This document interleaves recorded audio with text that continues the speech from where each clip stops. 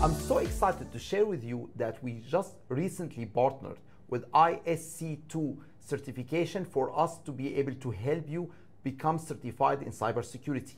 We are going to be offering to you the training for certified in cybersecurity free of charge, plus the exam voucher. So if you are interested in earning this certificate with us, you can just register in the link under this video and become certified in cybersecurity. We are going to cover all the concepts related to the exam, and at the same time you will get access to the self-study course over the internet where you can study on your own step by step, and you get the voucher for the exam. So with this, in this way, you can prepare for you to become certified in cybersecurity within less than 10 hours. So why it's important for you to earn the certificate? So many of my clients who are working in compliance, they are working in internal audit, they are working in fraud examination, they say, yeah, no, I don't want to take IT certificate. I'm not interested in IT. I say, this is not IT. This is related to cybersecurity. Today, we are living in the digital age. The meaning all your organization work is based on the information that you have. And you have so many assets inside the organization. So the question here, do you have the proper security to protect your assets? They can be the digital assets, they can be the information, they can be the systems, the technology, the processes from any cyber attack that's externally from outside the organization or internally inside the organization. And these are the things that we are going to cover. We are going to be speaking about what kind of controls we need to have inside the organization, what kind of security, what kind of systems to ensure that your organization is prepared for them to survive any kind of cyber attack, data breach, compromising of system, any incident that can happen, and at the same time making sure that your organization is having the best of practices related to all these controls. So this is the main focus of the certificate. Now, why this is important? Because today fraud is increasing. We were speaking before about fraud inside the organization or fraud externally coming from outside the organization. Today, we are not speaking only about fraud. We are speaking about cyber attack. We are speaking about cyber crime. Just last year, cyber crime is accounting for 8 trillion, which is massive amount. They are expecting this year to account for 9.5 trillion. So because this today considered a big risk to the organization, even more than fraud. The financial crime that happened last year, they were only 3 trillion compared to cyber crime is actually accounting for more than 8 trillion. So we need to really be concerned about these fraudsters who are doing all the fraud against our organization and think about how can we go and protect the organization from this kind of attack. Because look, last year is 105 trillion our global GDP. Around 8%, 7% of it is related to cyber crime. It's a significant amount of fraud is gone to all these cyber criminals against our organization. Last year, based on the global financial crime report, we see also scams that are happening. Around 485 billion scams happen. And most of these scams is relying on individuals doing cyber scams related to payment fraud, related to credit card fraud, related to cyber scams, related to different kind of check fraud. So this is where criminals today, they move to the cloud. They are trying to do their scams over the internet. And it's so easy for them to do it because they are aided with AI technology. They are using so many of these techniques to automate their processes and to be able to steal your money directly without you even knowing about it. Sometimes they are not going to do fraud against you directly. They are going to do fraud against your family member, against your organization, against your society. So it's very important for you to gain the skills for you to protect yourself and to protect the organization and your family. So what is fraud? Fraud is a question of trust. So the same way we are living in our normal world and we are thinking about the world of trust. For example, you go to a hotel, you check into the hotel, then someone will ask you in the hotel, after you check in, they call you on your room. They say, sir, you just check into our hotel. Do you have your credit card number? Because you forgot to give us your credit card number. Can you give it to us now? You say, oh, I know. This is a scam. This is a fraud. I'm not going to trust you, and I'm not going to give you my credit card numbers over the phone, and I'm sure you are not the reception calling me. So in real life, no one can come to us, approach us and say, can I get your credit card information? Because we know we are not going to trust them. But I have no idea what happened over the cloud. Because this word, which is we call trust, I don't know how this word will change over the cloud. Why? Over the cloud, something will happen. Over the cloud, we forget about this word. I don't know why this word over the cloud, something will happen and it will shrink, shrink, shrink, shrink. Then it will go away. Why? Because over the cloud, when someone is saying, can you please log into our network and use it, which is unsecured network, and give us all your information, we do it happily. We go to the hotel, we check in, then we search where is the hotel Wi-Fi, free Wi-Fi, then we log into the network without verifying this is the hotel Wi-Fi, and then we start sharing all our private information over this network. This is where we need to understand when we are speaking about the word of trust in real life, in our off-life transactions, we need to think about it in the same way when it comes to the cloud. Because in the cloud, we are not actually thinking in the same way. We are not thinking when we are sending the information, receiving the information, opening the attachment. We are not treating it in the same kind of cautious, and we are trusting it without verifying where is the source coming from. What are we clicking on? This is why we are offering you to join our class. You can go now to openthinking.ae/cybersecurity, and you can enter the code 1024. And once you do that, you will be able to join our program. With this, what you are going to get, which is very interesting, you are going to get an email. So you are going to go to our website, openthinking.ae/cybersecurity. Then you are going to click, please let me obtain my CBEs for this session. You are going to get your CBE for this session. Plus, you are going to get your access to the free course from the ISC2 certification, and you are going to get the exam voucher as well. So this is what you need to do. You need to go to openthinking/cybersecurity. You use code 1024, and then you will be able to get your certificate, CBEs for attending the session. You are going to get the access to the recorded sessions that we have. You are going to get access to the self-study course that they have at ISC2 certification, and you are going to get an exam voucher for you to be able to take your exam. These are the steps that you are going to do. So I'm going to go and open, and I will show you. So we are on this page, okay? You see something here called Get CBE Certificate and Exam Voucher, okay? So you are going to click on it. Once you click on it, they say, please enter the code. So you enter 1024. After that, they will say, you need to enter your name. So you will need to enter your full name. So let's say here I enter my name, Iyad Murtada. And then I need to enter my email. So they say, please enter your email. So here I enter my email, iyad@openthinking.ae. After I enter and I say submit, make sure you enter your email correctly, because I know so many delegates registered for this class, they enter their email wrong, and then they call me, say, I'm not getting confirmation. So please, if you don't get the email, try to do it again. Maybe you enter your email wrong. So you say submit, you are going to get the email. Check your spam folder. Maybe it went to your spam folder. So you are going to get email. Sometimes the email will not come in 1 minute. It will take 2 or 3 minutes. So you need just to wait. After that, you are going to get the email. So then you go for that email. So let me go to that email, show you the email you are going to get. All right. Let me switch now to show you the email you are going to get. So you are going to get an email. So here's the email called Your CBE Certificate Cybersecurity Masterclass.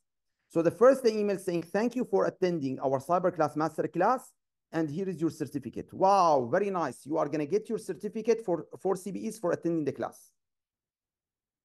So here is the email. So first thing, you need to go to this website. So I'm going to copy this website. By the way, nothing will work on Safari. This is why I need to go to Chrome. The certification will not work on Safari. The exam will not work on Safari. The videos will not work on Safari. So don't use Safari, and don't use old Internet Explorer. Chrome is the best. So you work on Chrome. Okay, I will copy the link. I'm going to go back and insert it here. So here is the link. And I'm going to create an account. So I'm going to go back here. So I need to create an account. So you click here to create an account. Then they ask you, please sign up for an account. Don't click on anything else. First, you need to create an account. If you already have an account, you can log into your account. Okay, so you create a new account. Let's say, I'm not going to create yet. I'm going to create anything. Ali, okay. Ali, for example. I'm going to put the email of Ali, but here I'm going to use one of our emails. Okay, then you are going to create the password. Okay, then you are going to repeat it again, the password. Then you say, yes, I agree with the policy. Yes, I agree with the terms and conditions. Then you say, create an account. After you create the account, see, this is the first step. Now you have the account. Don't do anything. You say save, yes, save. Now don't do anything. What? Now you are in. You have an account. See, Ali is here. Now you go back to my email, the one that I send you. Next step. See, step number 1, you create an account. Step number 2, you copy this code, this link. So you copy this link and you insert it in your browser.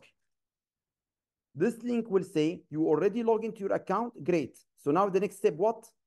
The next step is, see, I'm already in my account. The next step to get the free voucher. So this will give you access to be able to get the exam voucher for free and to get the training for free. So you don't have to apply it yourself. And at the same time, that will communicate with us that you log in and register through us. By the way, just to give you a disclosure, we are not making any money out of the process and we have no financial interest. We are doing this only as creating awareness. We have partnered with the ISC2 to create awareness to all our clients to obtain the certificate for free. We do the training for free. We give you access for free, and we don't get any compensation from them or from you, just to give value back to the community. So we are the only partner who are doing this in the Middle East for them. Why we are doing this, just to give you an idea, because in the future, once the certificate is going to be launched as a paid certificate, we are going to be teaching the certificate and it's going to be paid. The training is going to be paid and the exam will be paid. But as of now, it's free.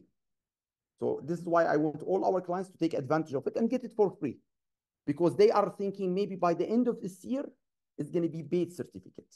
So you have to pay $199 for the exam and $350 for the training. So you can be the first one to get it for free, right? Why should you pay money? But after taking the certificate, you have to pay $50 to be able to obtain the certificate and become a member. This is not to us, it's to them directly, and to get all the benefits. So look what you are going to do here. You are going to enter your information. You are going to enter your address. Let's see here quickly. I'm going to put Dubai. I'm showing you all the steps to make sure it's easy for you. Then you enter Dubai. You enter your zip code. You enter which organization you are, which country you are from. Okay, you enter your phone number. Here, my phone number is already ready. Then you need to select, this is very important step. You need to say which certificate you are taking. You are not taking a certificate in secure software life cycle, okay? You are taking certified in cybersecurity. So you need to select it and you say next. Then you need to say, how did you hear about the program? You can say whatever you want. You can say official training provider, which is us, for example. You can, whatever, it doesn't matter. They already know because you used our code.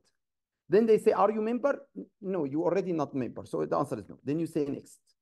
Then they ask you, are you employed, not employed, student? Prefer not to answer. Here I'm going to say prefer not to answer. But for you, much better to list what you need. Someone asked me, Iyad, is there any requirement, experience to take it? No, this is fundamental certificate. The meaning, who can take it? Anyone. Do you know? Okay, next. After that, they say, would you like to answer this question? And you can say, yes, I accept, I don't accept. But you have to click here. See, you click here to show you read it. Then you say yes. Or you say no.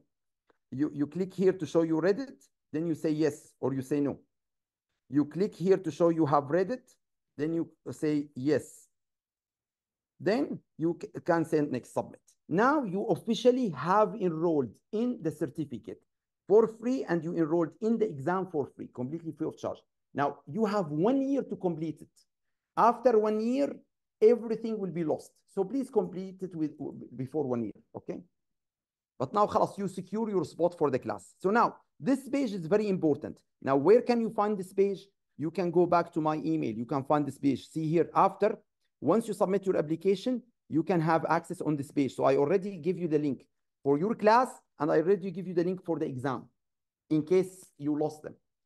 But you're already on the page. So look, this page, they will give you access to the self-study program. I'm going to open it to show you.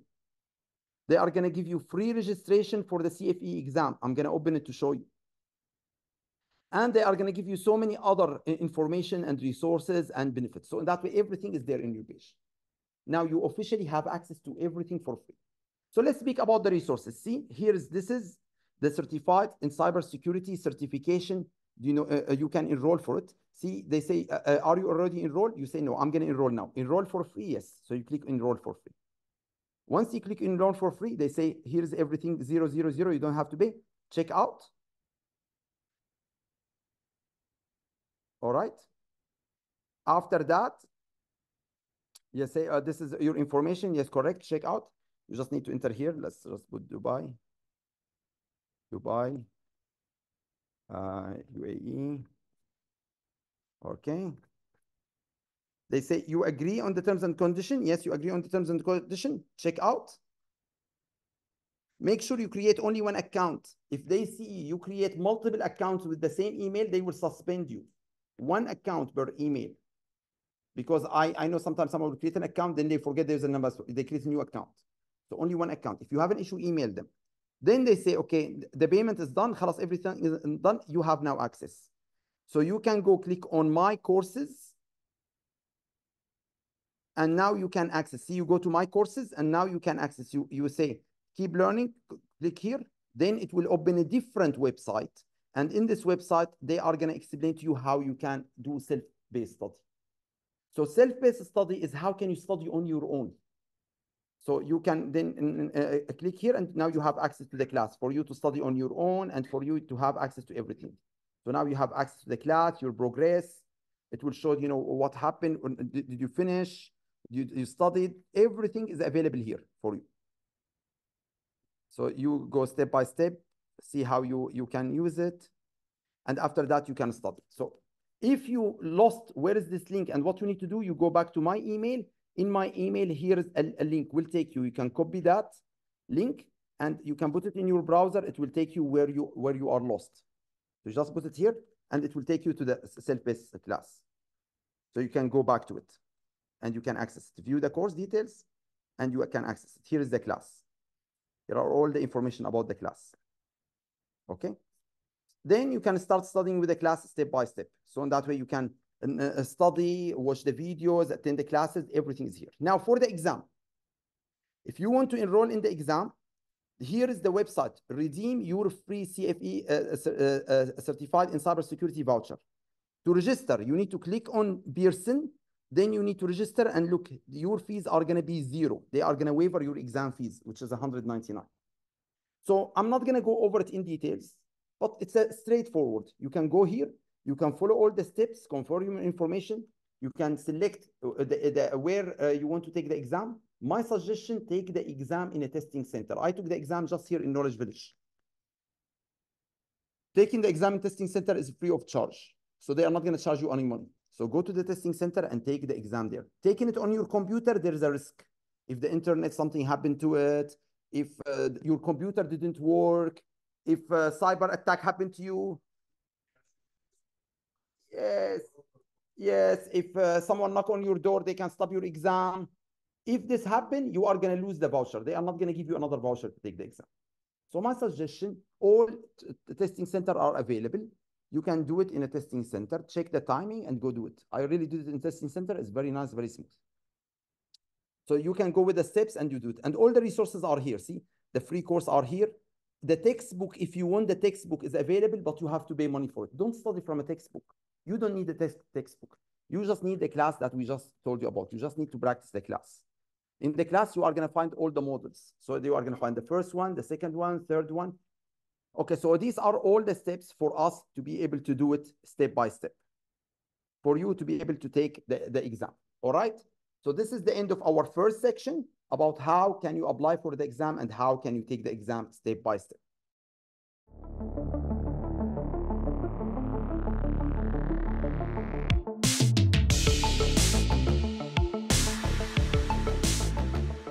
Welcome everyone, and thank you for joining us for this training related to certified in cybersecurity. we are going to discuss in this video the first domain, which is related to the principle of cybersecurity. So when we are speaking about cybersecurity, you need to understand what are the main ideas related to cybersecurity. So let's get started. For any system related to cybersecurity, what we need to make sure that we have what we call 3 important cybersecurity objectives. What are they? Number 1 is related to confidentiality. Number 2 is related to integrity. And number 3 is related to availability. These are 3 important concepts that you need to understand, and you are going to get some questions about them in the exam. So let's understand what is the definition of everyone. When we are speaking about confidentiality, confidentiality means that no one is allowed to have unauthorized access. The meaning of it, you need to have authorized access to the information because you are the authorized user. And no one should be able to obtain this information, and no one should be able to have them without your authority. So it's all about ensuring your information are confidential. Number 2 is related to integrity, making sure no one is allowed to change your information. No one is allowed to modify your email, your address, your phone number in your account without your authorization.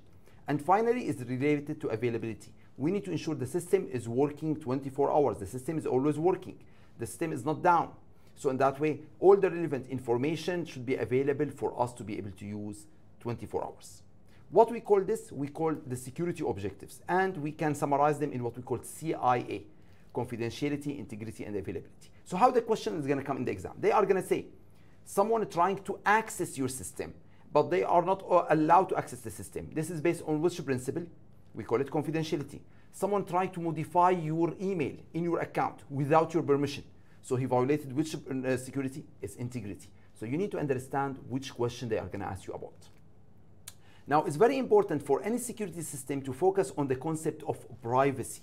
They say privacy is the right of individual to control and distribute their information. So my information in my account, they should private. No one should know exactly what I buy on Amazon. No one should know exactly what I spend my money based on my credit card. So all this information related to me, it should be private based on the privacy setting. In our organization, we create the privacy setting, and based on it, we determine which information considered private, which information considered available. So when we are speaking about privacy, you need to understand that there are some regulations in different countries related to how private information should be handled. One question which is you are going to get definitely in the exam related to General Data Protection Regulation, which is will protect the information of European residents who are living in Europe. So they are going to ask you a question in the exam. Which one of the regulations of the following is related to protecting information of European residents? And the answer will be General Data Protections, which is applied to individuals who are living and operating in Europe. So this is a very important concept you need to focus on in the exam. So let's go over a question. The question is saying, what term used to refer to information that when combined with other pieces of information significantly narrow the possibility of an association with more individuals? This is very important question in the exam. Is it related to personal identification element, or is it related to PII fusion, or is it related to data access or personal identifiable information? Which one is the correct answer? Think about it for a minute. You can write your answer in the chat. What do you think? The correct answer is actually what is related to personal identifiable information. So this is the private information that we need to protect for our customers, to make sure that no one will access it without their permission or unless they activated the privacy setting where someone can see it. Interesting. Another question. In the United States, what act governed the privacy of medical data related to our medical data, to our data related to healthcare? Which one is covered? Is it the General Data Protection Regulation? No, we just discussed this related to Europe. So what is the correct answer? The correct answer is HIPAA. It's Health Information Portability and Accountability Act, which will protect the information related to medical care information. That's important also question in the exam. Now, when we are speaking about cybersecurity, we need to understand that the risk will happen when a vulnerability will combine with a threat. So if you have vulnerability, it's okay. If you have threat, it's okay. But when there's a gap in your system and there's a threat, a risk is going to be there, where someone can do data breach, can hack your system, can obtain your information. So let's understand some important terms that they are going to ask you about in the exam. The first one is called assets. So what's assets? Asset is something that you need for protection. So in that way, it can be a server. It's an asset. It It can be a document. See, it's not all the time when we speak about, attack, it can be a soft copy. Sometimes it can be hard copy. It can be a server. It can be a document. Anything that need protection, we call it asset. Then what is the definition of vulnerability? Vulnerability is a gap or a weakness in the system that will allow someone to take advantage of it. And what is the threat? The threat is something or someone that aim to exploit the vulnerability, someone trying to take advantage of that gap in your system to be able to steal your information. So you are going to get a question about in the exam. They are going to say, is this asset or not? So you need to understand asset is something we need to protect. What's the meaning of vulnerability? A weakness in the control, a gap, an opportunity where someone can actually take advantage of it. And what is the threat? Someone or something trying to exploit that vulnerability in our system that we have. This is why we need to always measure risk. They say inside our organization, we need to understand which risk is acceptable and which risk is not acceptable. So what is the difference between risk appetite and risk tolerance? They say risk appetite is the risk that management willing to accept, as long as within the risk tolerance. So risk tolerance is the maximum risk is acceptable. Risk appetite is within the risk that's acceptable. Think about it when you are driving in the street. The government said maximum speed is 120, minimum speed is 60. So now you need to drive within 60 and 120. If you drive 80 is okay. If you drive 100 is okay. This is the risk that you accept. This is the risk that you are willing to accept. We call it risk appetite. But risk tolerance is the maximum risk that we are willing to accept. So the question here, which is very important in the exam, who is responsible for determining the risk tolerance inside our organization? Who will determine the risk tolerance? The answer is what? Executive management and board of directors. They determine the risk tolerance. This is why before we decide anything inside our organization, we need to ask them, what is the acceptable level? What is the risk tolerance that you accept? And based on that, we need to operate within that risk tolerance. So the first step in any risk management process related to our system is first identifying the risk. We need to identify this is risk A, this is risk B, this is risk C. So first we need to brainstorm about all the risks that we have inside our operation. After that, we need to go and do what? Do an assessment. So look at the question. Who is responsible for identifying risk within the organization? Who? Is it only individuals in the risk management department, or only security professionals, or only a high-level executive, or employees at all levels? That's a very important question in the exam. And the answer is everyone responsible. Because remember, risk is everyone. So everyone in the organization is responsible for different aspects related to the identifying the risk inside our operation. This is an important concept. Now, what we do after we do identify the risk, we say we have risk A, B, C. Now we need to go do what? We need to have risk priority. We need to create a priority list. We need to say, okay, this risk is low, this risk is high, this risk is medium. So we need to create a priority for us to focus on significant risk, to focus on important risk, because we are not going to address all the risk at the same time. When we have very high risk, we need to deal with it. We need to implement the proper control to reduce it to the acceptable level.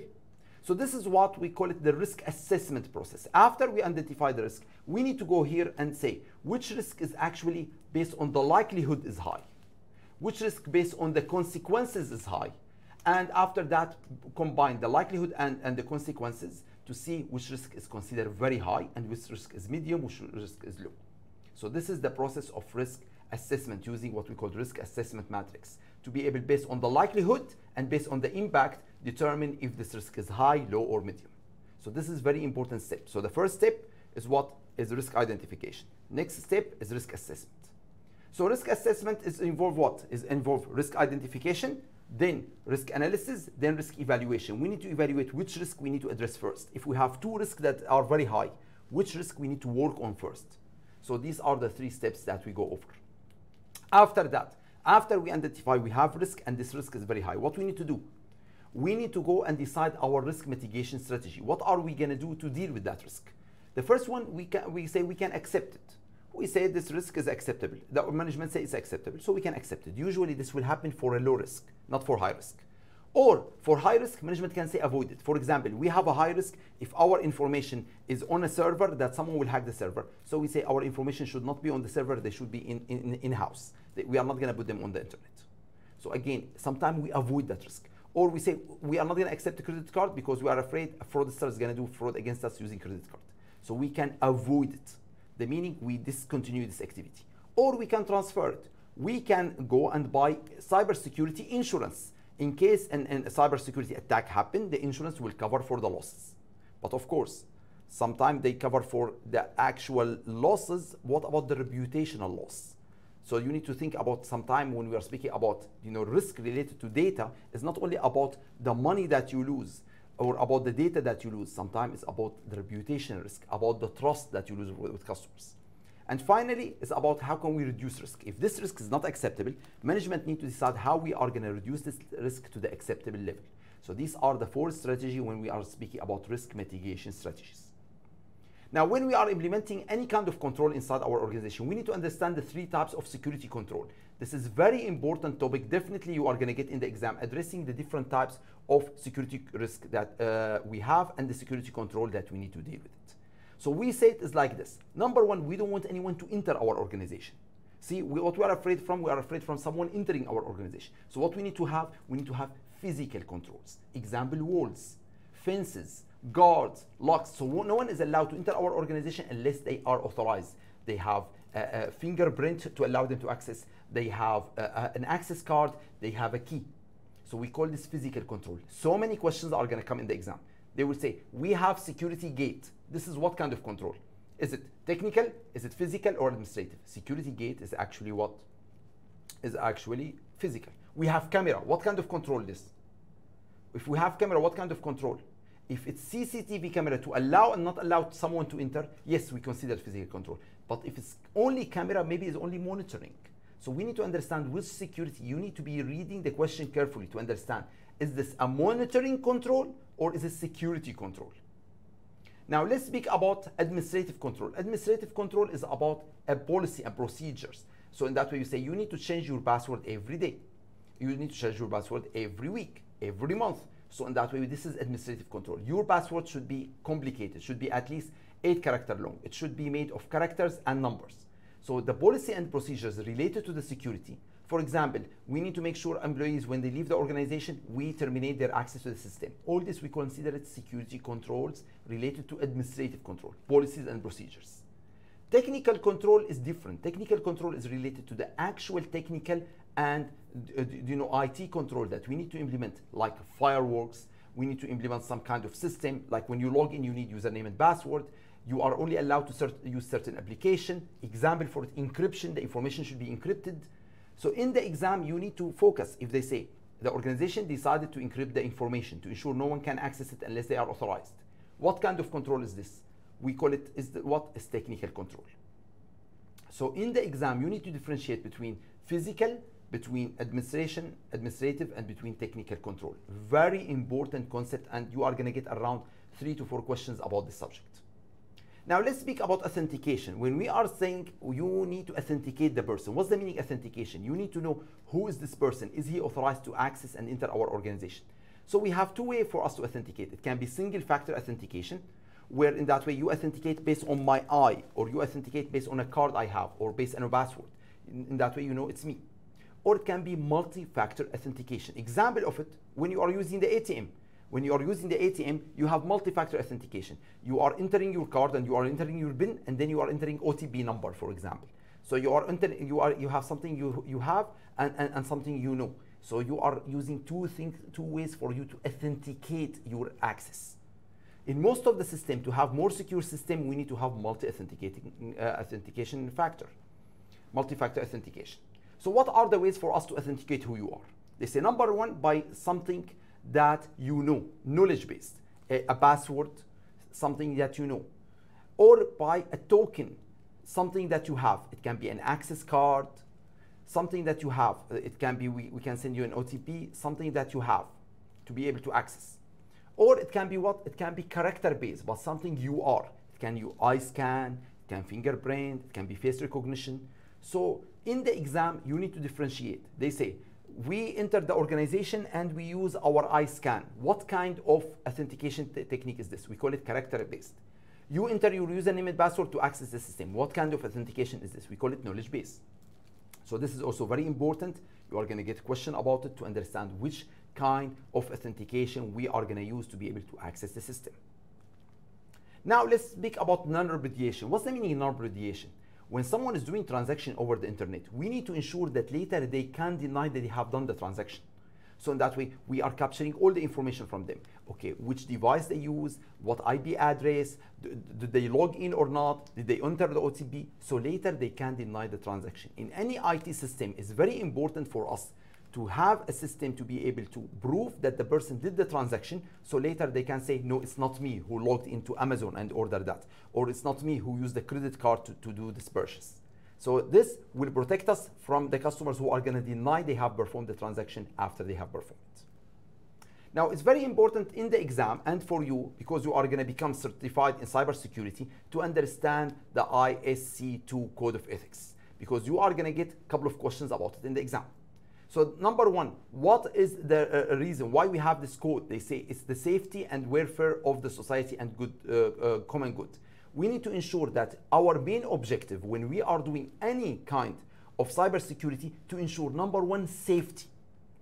It's not about safety of the data, it's safety of a human. The human, they should be safe. When we have a situation where cyber attack happening, data breach, any kind of incidents, security incident, we need to focus on safety and welfare of the society and the common good first. We have a duty to the principles, we have duty to each other, and we require to adhere to them at the highest ethical and standard and behavior. So this is the code. So be careful. They say Code of Ethics focus on what? Focusing on safety, but not focusing on safely. Look at the difference. It's not like about doing your work safely. No, you need to focus on safety. The main objective is safety. When you do your work, you need to do your work ethically to achieve safety. They say, therefore, strict adherence to the code of conduct is important. For you, as certified in cybersecurity, you need to follow the code of conduct, which is very important. So what are the canons of code of conduct? Code of conduct canons are very important, and they are going to ask you in the exam, what are these code of conducts? Now let's see how many they are. They are number 1, they are number 2, and they are number 3. So they are what? They are actually number 1, 2, 3, and 4. So how many they are? They are 3 or 4, they are actually 4. So the canons, they are actually 4. What are they? They are number 1, to protect society and the common good and necessary public trust and confidence and infrastructure. So the first one is focusing on protecting our society. See, they didn't say safely, they say just protecting the society, the common good. Number 2, they say act honorably, honestly, justly, responsibly, and legally. This is a very important concept you need to focus on in the exam. We need to act not safely, we need to act honorably, we need to act honestly, we need to act justly to be able to do our work properly. The meaning, think about it like this. If there's a data breach and the organization didn't do anything and notify the public, your responsibility is to who? Is it to the government? Is it to your board of directors? No, your responsibility is to the customers. So you need to inform the organization that the organization should notify the customers about the data breach. If someone violating the ISC2 Code of Ethics, who you need to report it to? Question, very important concept in the exam. You need to report it to the ISC2 that's saying someone, he violated the Code of Ethics. So you need to understand who you need to report to any kind of violation. And you need to understand what are your responsibility. Also, you need to provide diligence and competent service to the principal. You need to have advanced and protect of the profession. So you need to work at the highest level of professional duty of care, and you need to do your work properly. You need to perform your work with proper diligence, proper knowledge. You can't, if you don't understand certain area, you need to say, I don't understand it, I need more training in it. So understanding the code of ethics, which is the 4 canons, is very important for you to be able to do your job. Now the final concept, which is very important concept, and you are going to get so many questions about it, maybe 3 to 4 questions, which is we need to understand what kind of governance we need to have. Governance will come from what? Number 1 will come from laws and regulation. So they are going to ask you a question in the exam. There are certain laws and regulations created by the government related to the privacy of the data. So in that way, this consider what? This consider laws, consider regulations. Then we need to look at the standards. What are the global standards related to IT? There are different standards published related to protection of data, related to data breach, so whatever standards published from IT professional association or organizations, we have to adhere to. So both of them, the regulations and the standards, they are outside our organization. regulations created by the government, standard created by global bodies. Then we have what? We have policies. Policy is something our board of directors created, our management created. For example, you need to update the server every 3 months with the new updated software. You need to change your password every 30 days. So these are the policies and requirements that our organization created. Then we have the procedures. Okay, how you are going to change the password? You need to follow these procedures. How you are going to submit to request an access to a device? These are the procedures. How you need to go and request a replacement of your card? These are the procedures. So in the exam, you need to understand. They are going to say, okay, well, there are some regulations created by the government. This we consider what? We consider laws and regulation. There are some standards globally required by IT. This is called standards. There are some kind of requirements your organization created. So in that way, it's considered policy, or it can be procedures. Some kind of requirement you have to do step by step to implement certain IT requirement inside your organization. So we consider it procedures. And it can be even guideline, which is they guide you what are the different ways for you to do something. So this is a very important concept to differentiate between regulations created by government, standard created by global bodies, and the policies that are created by your management and the procedures that step by step need to be implemented effectively.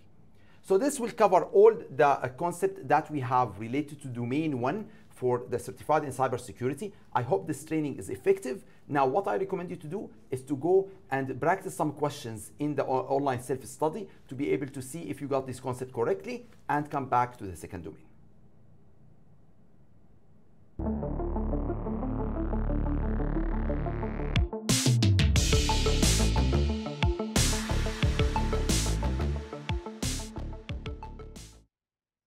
So now we covered the first domain. Now we are going to go over the rest of the domains. We have domain 2 covering 10%. We have domain 3 covering 22%, and then domain 4 covering 24%, and domain 5 covering 18%. So let's get started. So now we are speaking about the domain related to incident response, business continuity, and disaster recovery. So first, let's understand some terms that are important for you. The first one is related to breach. What is a breach? It's the loss of control, compromise, unauthorized disclosure, unauthorized acquisition, or any similar things that can happen inside your organization. So this, we call it data breach. Someone gain access to your unauthorized data. This is different than event, an observatory occurrence in the network. We noticed that an event happened, but maybe it didn't result of any loss. Why this is important? Because in the exam, they are going to ask you, look at the simple exam question. They are going to say, it looks like someone had compromised our network and was able to access the network and was able to obtain some information. So do we consider this a breach or event?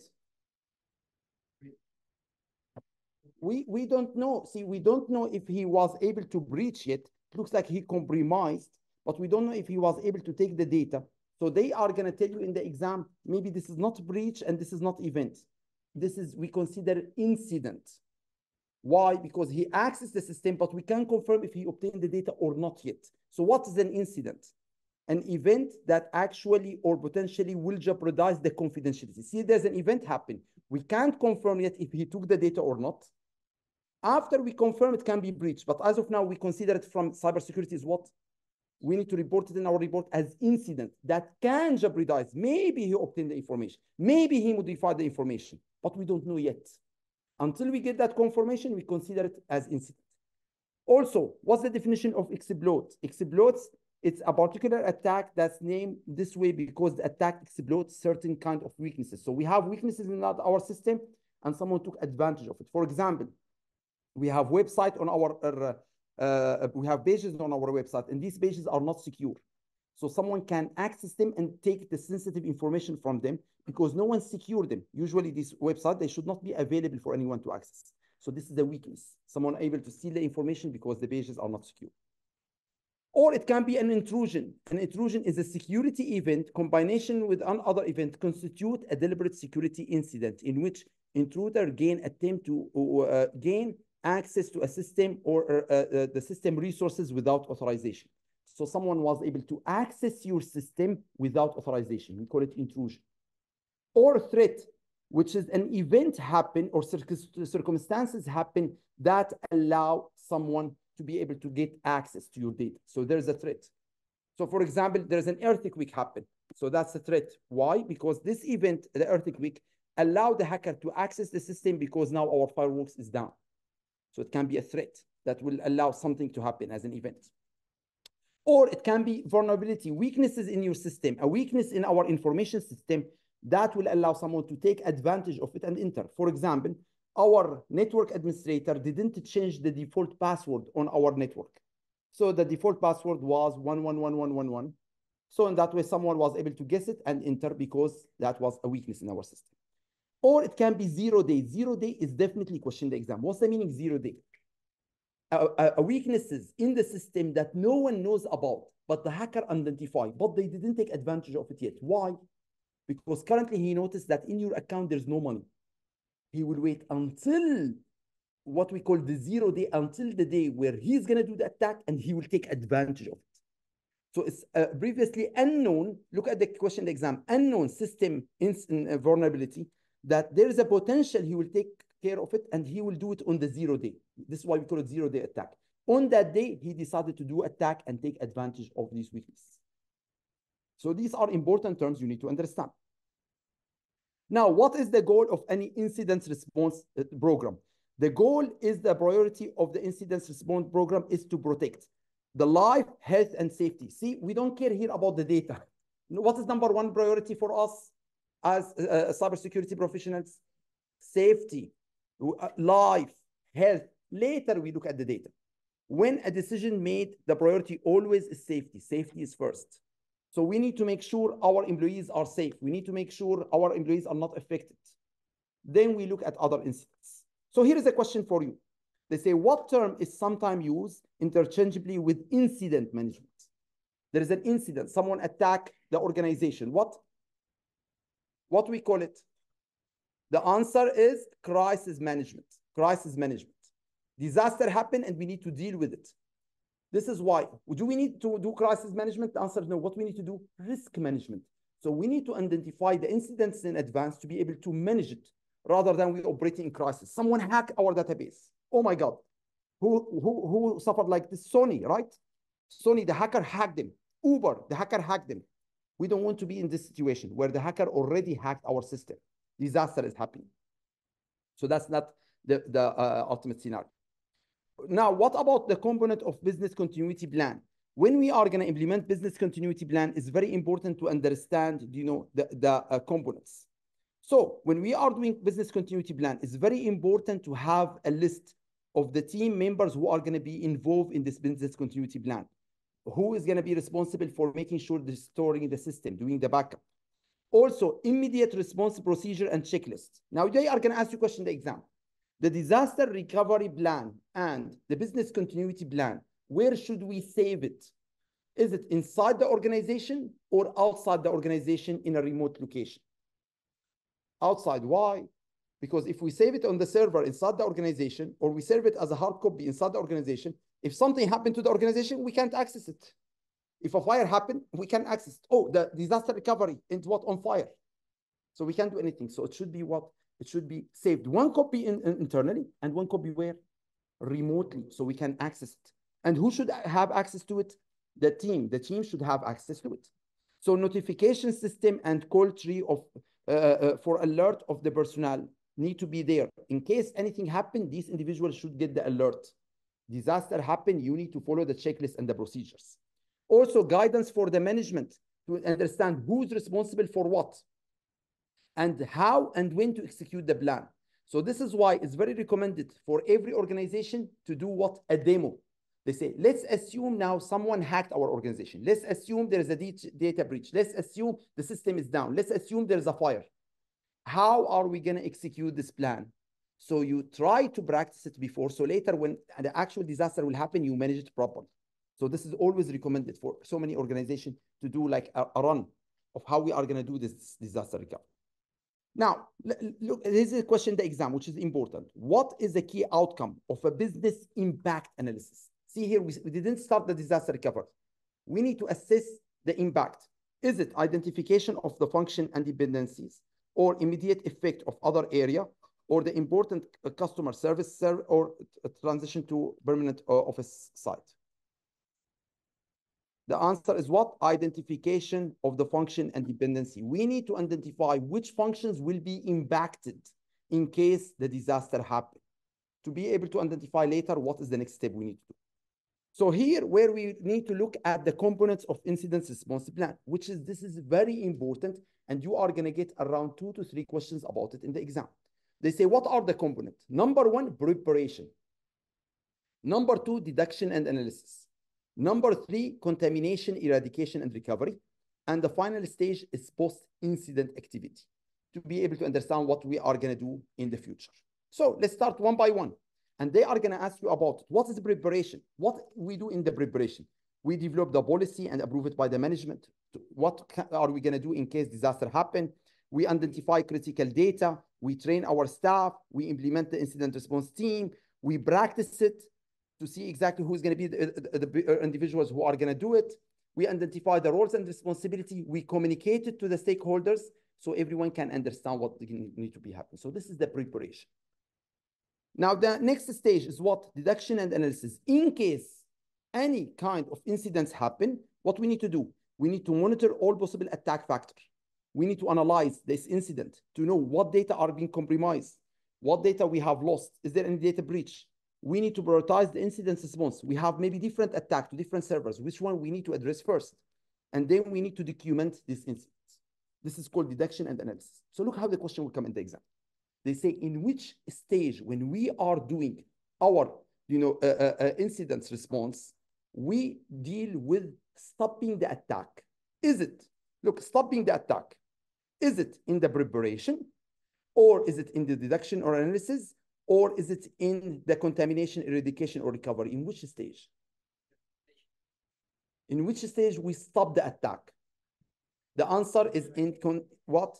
In contamination and eradication and recovery. This is the stage where we stop the attack. We stop the attack because first we prepared ourselves. Then we analyze where the attack. Then what is the next stage? We need to stop the attack. So here we come to contamination, which is gather the evidence, choose the appropriate contamination strategy, identify the attack, and isolate the attack. So we stop the attack. Then after that, what we need to do? We need to look at the post-incident activity. We need to say, how can we learn from this incident to ensure this incident will not happen in the future? How can we change our procedures to ensure that we secure our site? So these are the steps. So let's do some questions. They say, what is the first stage or component of the incident response plan? The answer is preparation. Correct. The answer is preparation. Good. Now, incident response team. Who can be a member of the incident response team? It's very important to have the staff trained to understand how they are going to carry out the incident response. And they say have leverage dedicated or combination of 2, more than 1 person. Why? Maybe this person is not available, so we need someone else to be able to handle it. Some small organization, they have 1 person, and is this person on vacation? What can we do? So in that way, you need to have a team to handle it. So look what they say. Typically, the incident response plan can have a cross-functional group from different departments. Why? They understand different area. You can have someone from the senior management, someone from IT, someone from legal, someone from communication, so they can work together to make sure that this process is handled properly. So they say what they need to do. They need to determine the amount and the scope of damage caused by this incident, which servers are affected, which data leaked, which operation are not working, and they need to determine whether the confidential information were compromised or not. Why? There's a very interesting concept in the exam. They will say, in case of a data breach happen, but our information are encrypted, do we have requirement to notify the customers? The answer is no, because the information are already encrypted. So if the hacker will obtain the information will not be what? Will not be used because the information are encrypted. Now, there is another question will come from a different perspective. If the organization has been hacked and data breach happened and the information are not encrypted and the management team decided not to notify the customers, what is your responsibility as certified cybersecurity professional?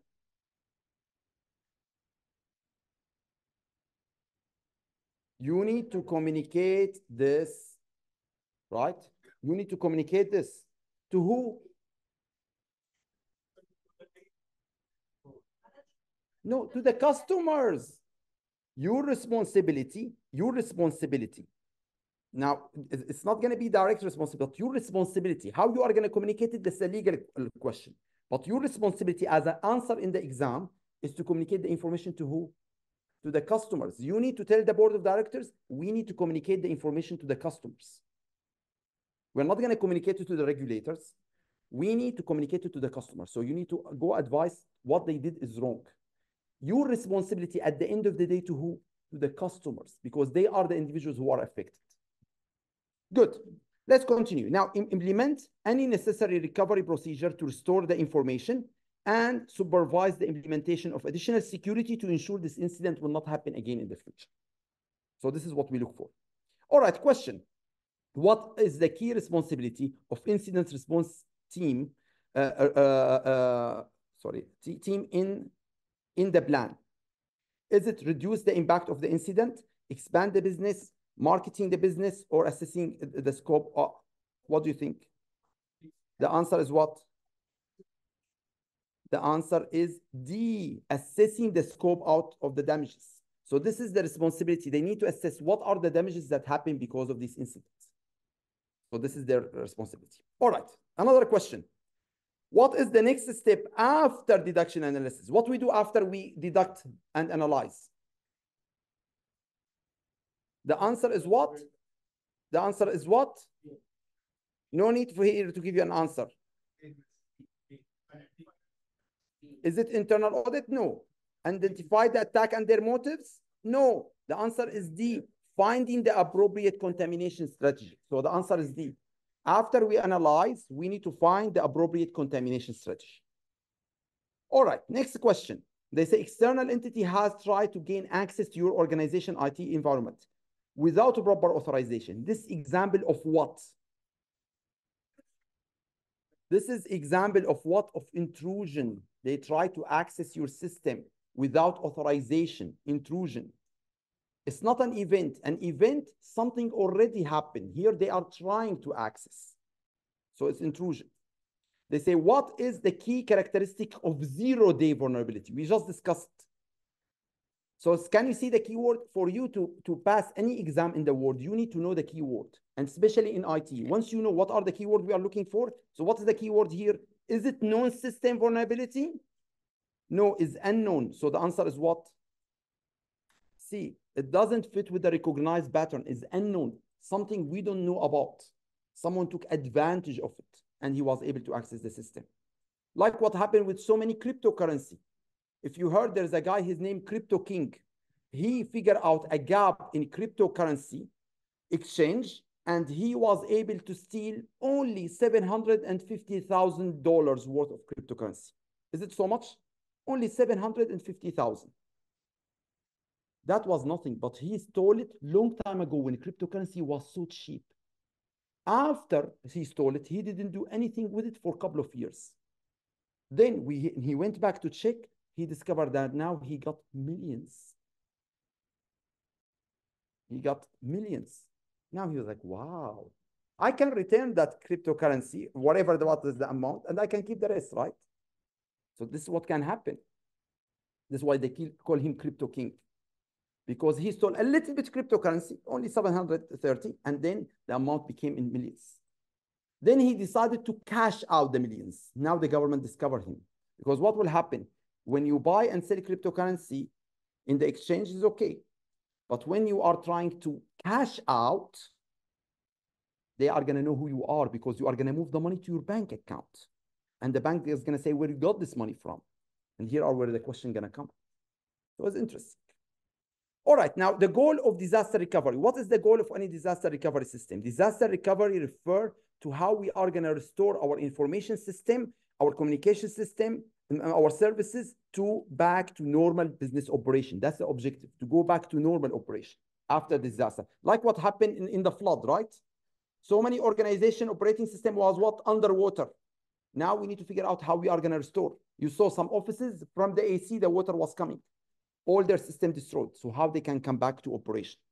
So question, what is the primary distinction between business continuity plan and disaster recovery? What is the difference between them? The answer is what? The answer is C.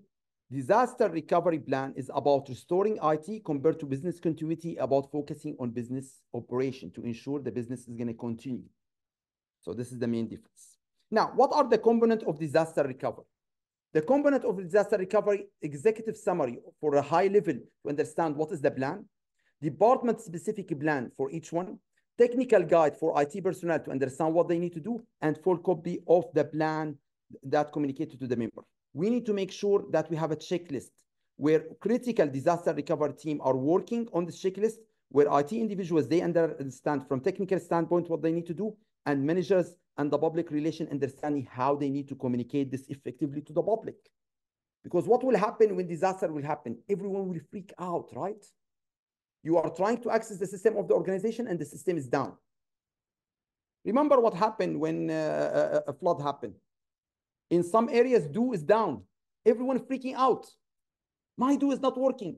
Yes, it's flood. Of course, something happened. Relax, right? But we can't wait. No, I can't. Some individuals, electricity is down.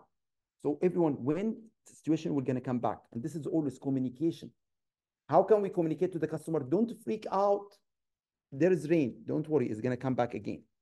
Or when you are trying to use WhatsApp and WhatsApp is not working, everyone is freaking out. Then everyone will go to Google, say WhatsApp is not working. He will say, everyone say, yes, WhatsApp stuck, or Instagram stuck, or right? So this is what will happen. Communication is very important. How can we communicate? So it's very interesting for so many organizations that I know, before the system will go down, or once the system will go down, they send a notification to you by email saying, listen, there's an incident with our system. Don't worry, nothing happened. The system is down. We are just doing maintenance. It's going to come back after 2 hours. Or when you go to the website, you see a message saying what? Don't worry, don't freak out. You can't log into the system. We are just doing an update. Come after 2 hours. So it's very important to communicate that, because we as customers, I don't know why we freak out. No, it's not working. Oh my God, something happened. So this is what will happen. All right, question. Now, they say which of the components is very likely to be instrumental to any disaster recovery plan? Very important. The answer is what? Backups. We need to have backups. If you don't have backup and disaster will happen, what? How are you going to go back to business? There is no back to business. So the question here, do you have backup of your data or you don't have backup? So many individuals, they don't think about backup, especially when we are operating in the world of clouds. What's the meaning of that? If you are on Instagram or TikTok and you are taking your phone and you are shooting with them on your account, one day, because you said something wrong on social media, TikTok or Instagram is going to shut down your account and all your videos and photos are lost forever. So what you need to do, you need to make sure always you have backup of them. Otherwise, everything you did for the last 20 years on the social media lost, and all your millions of followers lost. So if you speak with these influencers, they always have backup of everything they publish on social media. They have a server and they have a backup. So when we are speaking about backup, this is definitely 100% question is going to come in the exam, and you need to focus on it. When we are speaking about backup, what kind of backup we can have? We can have cold site, we can have warm site, and we can have hot site. So they are going to ask you a question about the difference between them. Now, cold site is like, you think about it, is like an empty warehouse, where in case anything happened, guys, we can go to this warehouse and we can start from the beginning. It's going to take for us like what? It's going to take 1 month for us to start. We are going to come here. We are going to buy the laptops. We are going to buy the furnitures. We are going to get our data step by step and install them on the server and the laptops and start again. Sometimes this is what will happen. But why? Because it's cheap. You can have a site in remote location. In case, for example, you are in Sharjah and your office is underwater, all your staff will go to a warehouse in Dubai and they work there for the next 2 or 3 weeks until everything will go back, but it will take time for them to continue doing business. But it's cheap. Compared to a warm site, this warm site, we already have the infrastructure there. We already have the laptops there. We already have the servers there. We already have, but they don't have the data. It's not updated with the most advanced data for the last transactions. But the infrastructure is there. We just need to go there, get the data maybe for the last week, last month, and continue operating. And this is another alternative. Compared to a hot site, it's fully functioning. In case disaster will happen, we can immediately switch to it and we can operate like nothing happened. We can switch sometime in 1 hour. And this is why big organizations always, they are afraid that in case disaster happen, they can't afford weeks, they can't afford days. So most of them, they have what?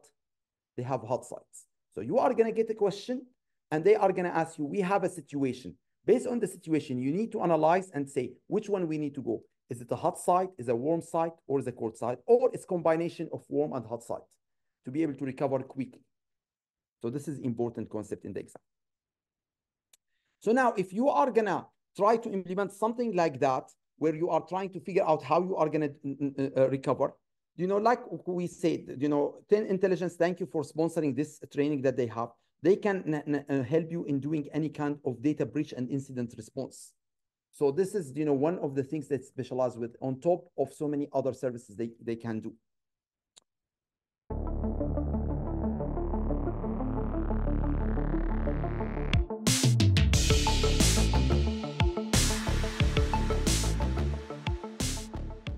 All right, so now we are in domain number 3, which is access control concepts. So this domain is important.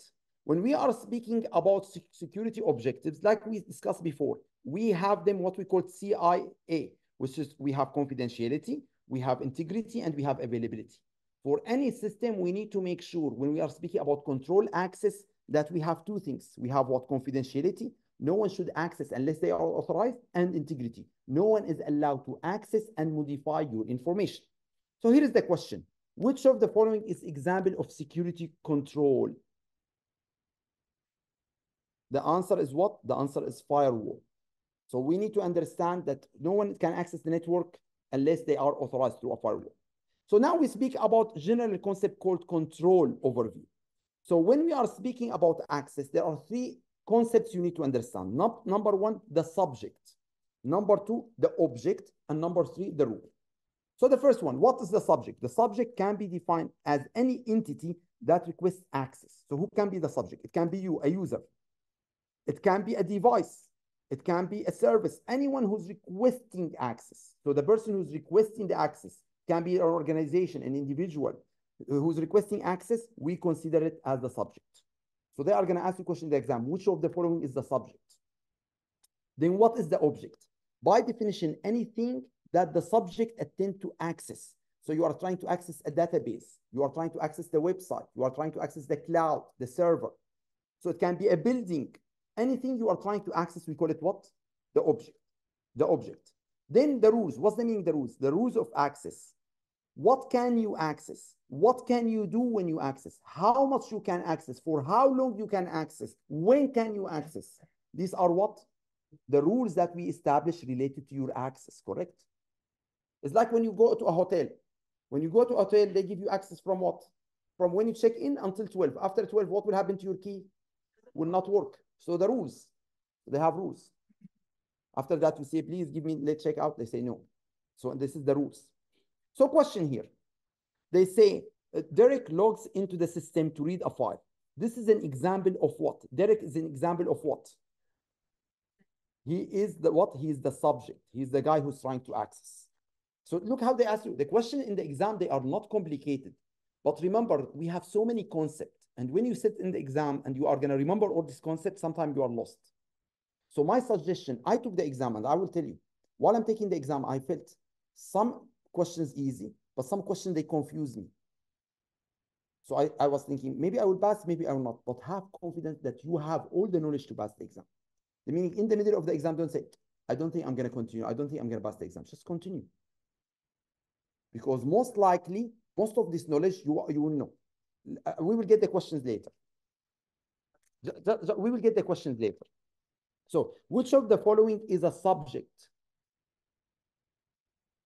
The answer is user is a subject. So, user. All right, now, defense in depth. So this concept is very, very important. They are going to ask you so many questions about it. How many? Maybe 5 to 6 questions they are going to ask you in the exam. About how can we differentiate between administrative controls, logical controls, and physical controls.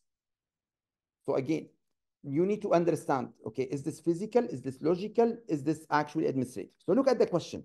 What is the strategy that integrates people, technology, operations capability to establish variable barriers across multiple layers and mission? What do you think? The answer is what? Layer defense. The answer is layer defense. So in that way, we have different kind of defense. We have what we call, intrusion prevention system, intrusion detection system. We have firewalls. We have encryption, different kind of defense we have implemented. We have physical control. We have technical control. We have administrative control, then to access the assets, right? So we have different layer defense. Now, there is a very important concept called example of least privilege. What's the meaning least privilege? And this is definitely questioned in the exam. They say to preserve the confidentiality of the information, only individuals who are authorized should be able to access.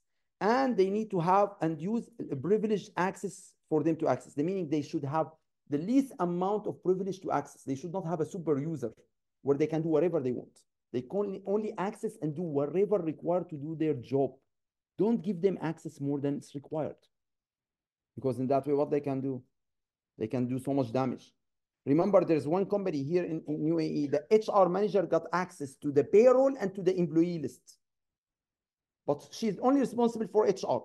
So what she did, when someone left the organization, she's removing him from the employee list, but she's keeping him on the payroll. And she's changing his salary to her account. So she's taking the salary. For 2 years, no one discovered that. How this company discovered that? The bank called the company, said, a lady working in your department, her salary 2 million. Who's this lady? More than the CEO. Because she's taking the salary of all the staff. So this is what will happen when you give someone super user in a system. He will abuse his authority. So very important to understand the concept of least privilege. We give someone the minimum access needed to perform their job. We don't give them more than that. So here's an example. How does privilege access management implement the principle of least privilege? By providing access based on seniority, by grant each user access only for item they need, or by restricting access to all more critical information, or by granting maximum. The answer is B, granting only access for the information they need only. If they don't need, don't give them access. Otherwise, they can abuse, right? They can see so many information in the system. So don't give them so much access. Remember this case that happened in one credit card company in Egypt. The employees, they have access to the employees' information, phone numbers, emails. So one employee in this credit card got fired. Before he will leave, he took the database with him.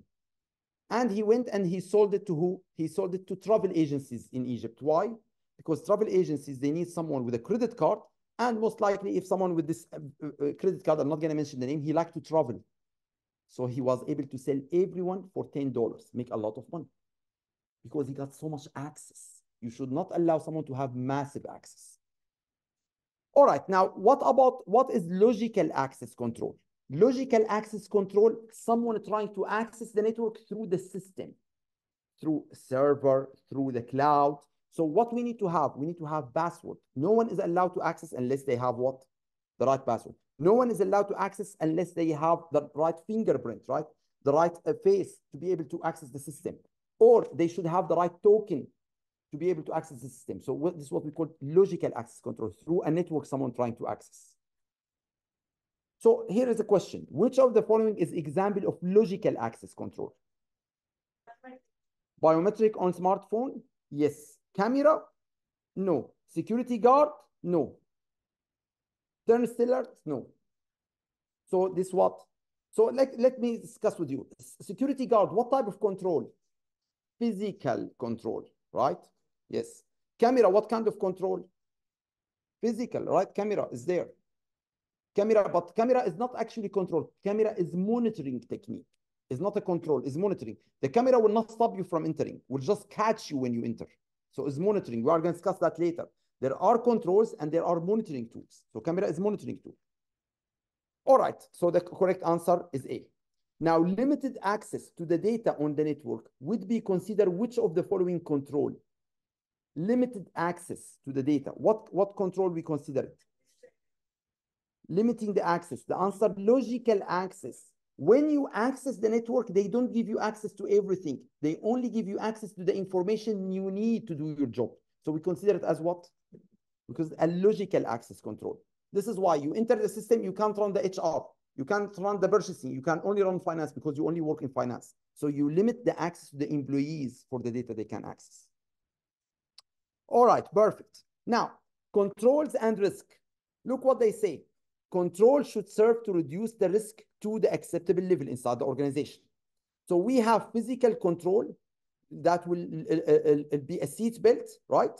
And then we have administrative control, which is a law saying you have to wear the seat belt. So we need to differentiate. Physical control is the seat belt itself. But the policy, the law, is actually what the administrative control. So differentiate that in the exam between the physical and the administrative.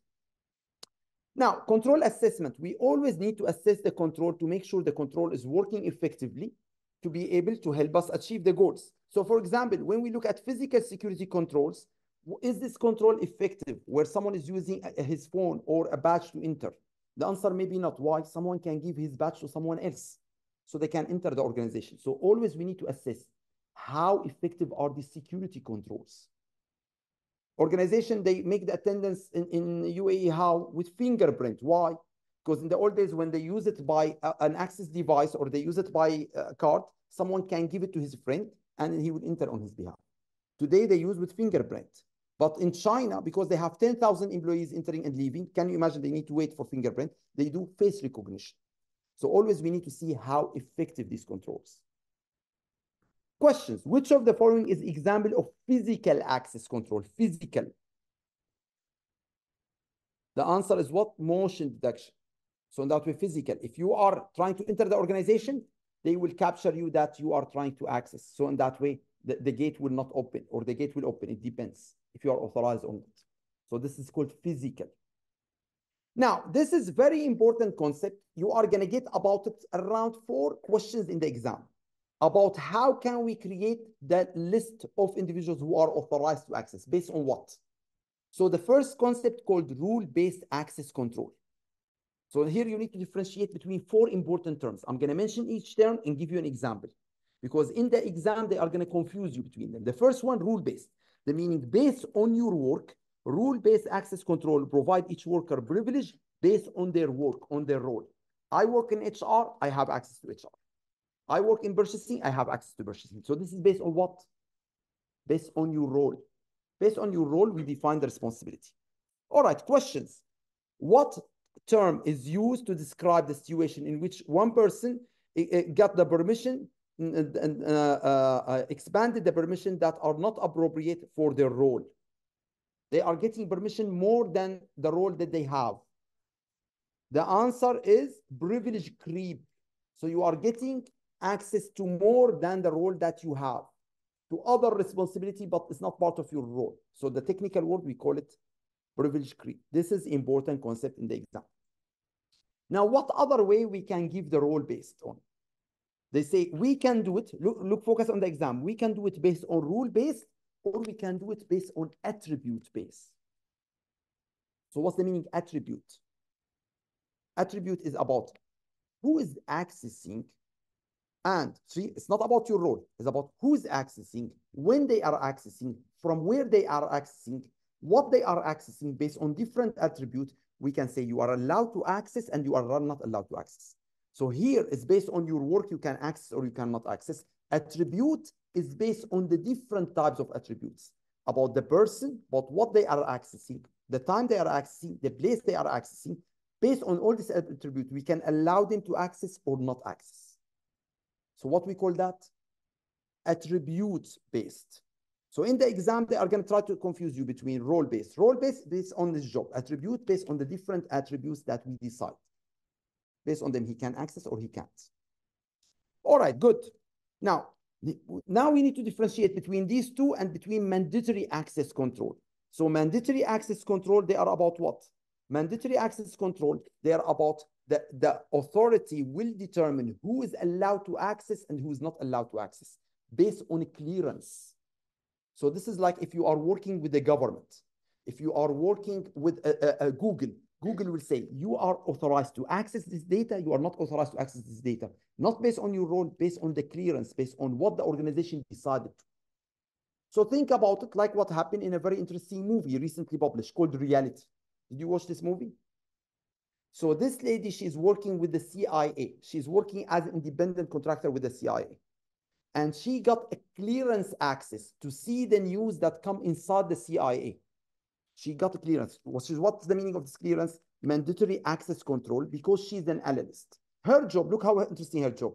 Her job is to obtain the information that they have in Irani language, in Farsi, and translate it to English for the CIA to know what's the meaning of this information. So while she is obtaining and reading this information, she noticed an article in the system that she got a clearance to. The article said that there were manipulation in the election in US by Russia. But when she's looking at the TV in the CIA on Fox channel, the Fox channel saying Russian didn't influence the election. Then she was like, but I have the report here in the CIA, inside the system, saying that Russian influenced that. So what she decided to do? She decided, because she had a clearance to access the information, she decided to print the document, put it in an envelope, and send it to the press. So that way the press will obtain this information, and next day it was on the press saying, we have information we have received from the CIA saying that actually the Russian influenced the election. Now the FBI went to the CIA, they want to understand who leaked the information. So what they had to look at, they looked at the mandatory access control. They say, who got a clearance to access this information? They obtain a list. Then, based on this list, they say, who accessed this information? She accessed the information, another 3 employees. Good. Who printed the information? Only her. So they went to her house and they told her, listen, we have all the evidence to show that you have the clearance, you access and you print it. So it's you. You can watch the movie. It's a very interesting movie. And the movie is actually based on the real story that happened, because they have all the recording when they were doing the interview with her, and they created the movie based on the recording. And then she said, yes, I did it. And they say, why did you do it? She said, because think about, look what she said, which is her, what she said interesting. She said, when I signed to work for the CIA, I swear an oath. And the oath is to serve the American public, not to serve the CIA. And when I saw there is an information that's important for the American public to know, but the CIA is not sharing, I was in a conflict situation. Should I share this information and violate the confidentiality agreement that I signed? Or should I keep this information and violate my oath to the American public? So I decided to violate the confidentiality. Then she went to prison. Now look what's interesting. Her name is Reality. So it's like when her dad called her Reality, she is real. She would like to shorten the word the reality. Sometime your name will carry you forward to show the reality to the world. Unbelievable. And the name of the movie Reality, and her name Reality. So it's interesting sometime what will happen when we speak about mandatory access control, right? So this is interesting. Always we need to understand sometime individual will get access based on certain clearance. You are allowed to see this, you are not allowed to see this. For example, in Coca-Cola, who got the access authority to be able to see the formula of Coca-Cola? Who got the access in Google to see the code source of source code, right? So it's all about the clearance. Now we need to differentiate this between discretionary access control. What's the meaning of discretionary access control? Is a specific type of access control policy that is enforced over a subject and an object in the information system. So example for it, someone will say, you are allowed to read the file, but you are not allowed to print it. You are not allowed to write on it. You are not allowed to change it. Or you are allowed to read and read the file. So some user will give you the authority to read the file, and he will give you the authority to give someone else the authority to read the file as well, or not. So this is, we call it what? This is question the exam, discretionary access control. You obtain the authority from someone, or you obtain the authority and the authority to give it to someone else. So this is different than rule-based, different than attribute-based, different than mandatory role. Now, we need to understand the concept of privileged access control. Privileged access control management provide the first and perhaps the most familiar use of the case for human user to identify how to create, update, or delete the information. So the meaning, who is a privileged user? Who is a privileged user? These are the IT professionals. They are privileged users. They decide who will access, who will not access. So they give the authority to all of us in the system because they have the administration power. They have the system. So privileged account these are who will give permission beyond normal users. They can access the data and they decide who will access. Example for it, such as the manager, he will decide who will access, or the administrator in our network, he will decide who will access. So they have privileged account. They have super user. Question, which of the following is the responsibility of a system administrator who use privileged account? What is his responsibility? The answer is what? C. It's operating system and application. He will decide who will access the operating system. He is got the super user in the system. Now, this is what we discussed before. We speak about the monitoring tools. Some tools are not controls. They are just monitoring. Example, they are camera. They are the logs. See, the log will not stop you from logging, but will document that you logged. Alarm system will tell us something happened. Or security guards, they are there. They are monitoring what happened. Sometimes they are not allowing someone to enter, but sometimes they are just security guard. They are standing there to see who entered, who left. They don't have authority to stop you or not. Think like in your house. There is a security guard or standing outside next to the parking. He's just looking who is entering, who's leaving. But he will not say, sir, if you have the card, you will access. He will not stop you. So he's a monitoring tool. Question. This is interesting question and a tricky question, and you need to focus for it for the exam. They say, which is a physical control that prevents piggybacking or tailgating? What's the meaning tailgating? Just to explain. Tailgating, you are trying to enter your building and you have access card. Then there's a guy behind you. He said, can you please keep the door open for me so I enter as well? So you think he is living in the building. So what you do? You allow him to enter. But actually, he is not living in the building. He is coming with all these cards to insert it under the doors saying, would you like to buy our services or goods? But how he entered the building? Because he entered with you. Or this is what happened in our parking system. You open the parking gate to enter, another car will enter behind you. So he will park in the building, but he's not authorized to park. Where this happened during the flood? Everyone's like trying to enter anywhere to just escape the flood, right? So what is the proper physical control to stop someone from entering? So fence, is it effective? No, fence is not effective. So the answer is what? Turnstile. What's turnstile? Is this. Only one person is allowed to enter. Once you enter, nobody can squeeze with you. Tell us, the other person is stuck. So he can't enter. Right. So this is what they implement. I visited one central bank and they have this system. So in that way, once someone allow me to enter, once I enter, no one can enter with me because they don't want me and someone else to enter because I have access. Maybe the person behind me don't have access. So this is a good system. All right, very good. Okay, let's continue. Now, what are the type of physical access controls? It can be badge system or gate entry. It can be barcode. Based on it, you are going to enter. Or it can be magnetic stripe. You are going to use it to enter. It can be hybrid. It can be multiple ones. It can be biometric to give you authority to access. It can be physical, psychological, or behavioral. So in that way, it can be what?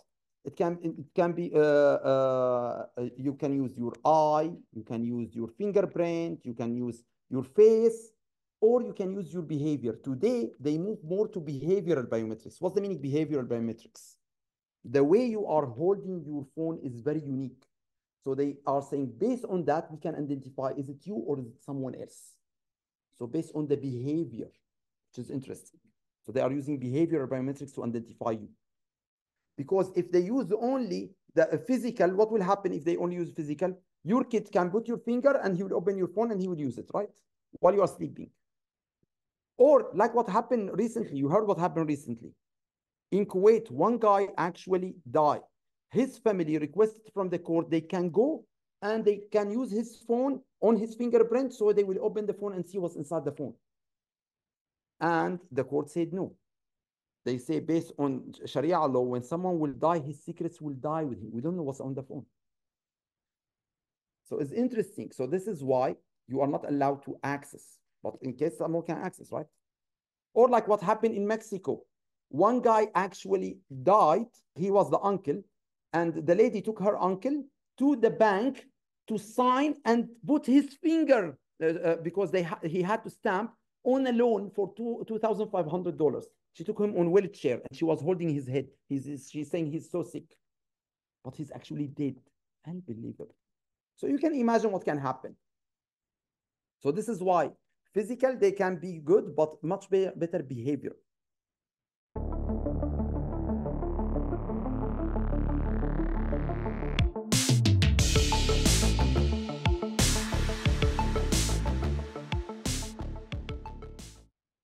So now we are speaking about domain 4, which is network security. So the first question, what is network? Network is two or more computers connected together. So that's the definition of network. So very important question in the exam, they say, what is a handshake? Three-way handshake. For two systems to speak with each other, two computers to speak with each other, they need to do a handshake. The first one need to say, hi, is it you? And the other person say, yes, it's me. So he say, yes, let's share the information. So before any information shared between any two devices, they are going to ask you a question in the exam. They need to do three-way handshake. Why? First one is going to say, is it you? The other person, yeah, it's me. Now let's exchange the information. So this is three-way handshake. This is a question in the exam. And for any system, when they are going to share information over the network, it's going to go over different, what we call security layers. So what are the security layers? The first one called the physical layer. This is 100% question in the exam. They say at which layer the information will move. The first one is called what? The physical layer. This is where the bytes they are moving at. Then we have the data link layer. This is where they convert the bytes into frames. Then we have the network layer, there where they put all the frames into pockets of data for them to send. Then we have the transport layer where they have segment them. And then we have what we call here the data layers, where we create session between the server and between your computer. Then the presentation, we show the information. Then with the application, we communicate the information. So here are the different layers. So how the question will come in the exam. They say in which layer actually we send the 0 and 1s. In which layer? Is the physical layer. Physical layer. And in which layer we actually establish the session and we establish connection between the two devices in the session. So you need to know in which layer what will happen. Now, where is the question will happen? They are going to ask you in the presentation layer, which protocol we use. We use the HTTP. They are going to ask you in the bucket, in the network layer, which protocol we use to communicate. Is the internet protocol, IP. In the transportation layer is TCP. So you just need, this is memorization, direct memorization. You are going to get 1 to 2 questions about this concept in the exam. All right? You can memorize it, or if it's complicated, forget about this question. It's okay. Sometimes it's difficult to memorize so many things. Now, types of network. Types of network. I studied so many of these certification. I took their certificate called CIW Master Designer, which is a Certified Internet Webmaster. There's something called the Network Plus. There are so many certificates, right, in life.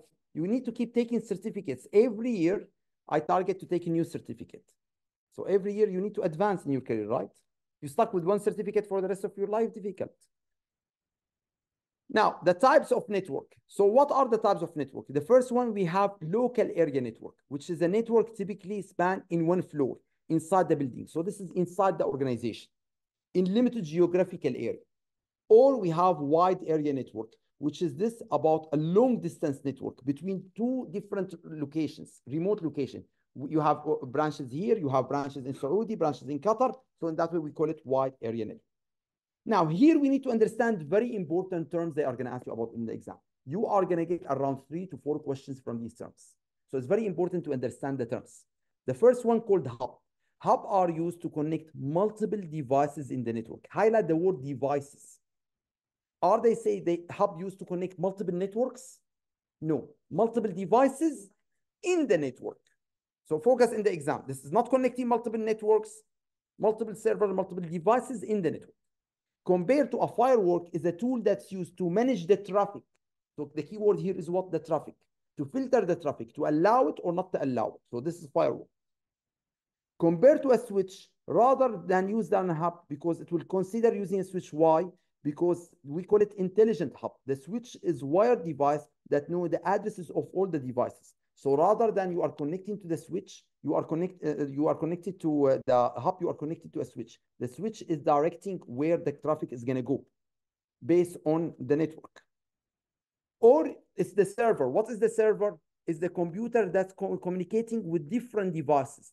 If we want to exchange different information from different devices, we connect to the server, and the server will provide the services, the emails, will provide different services to different devices. So we call it server. Or router. Router are used to control traffic flow on the network and are often used to connect similar networks. So router will connect what? Network with each other. So we have my network and your network, and the connection between it will be a router.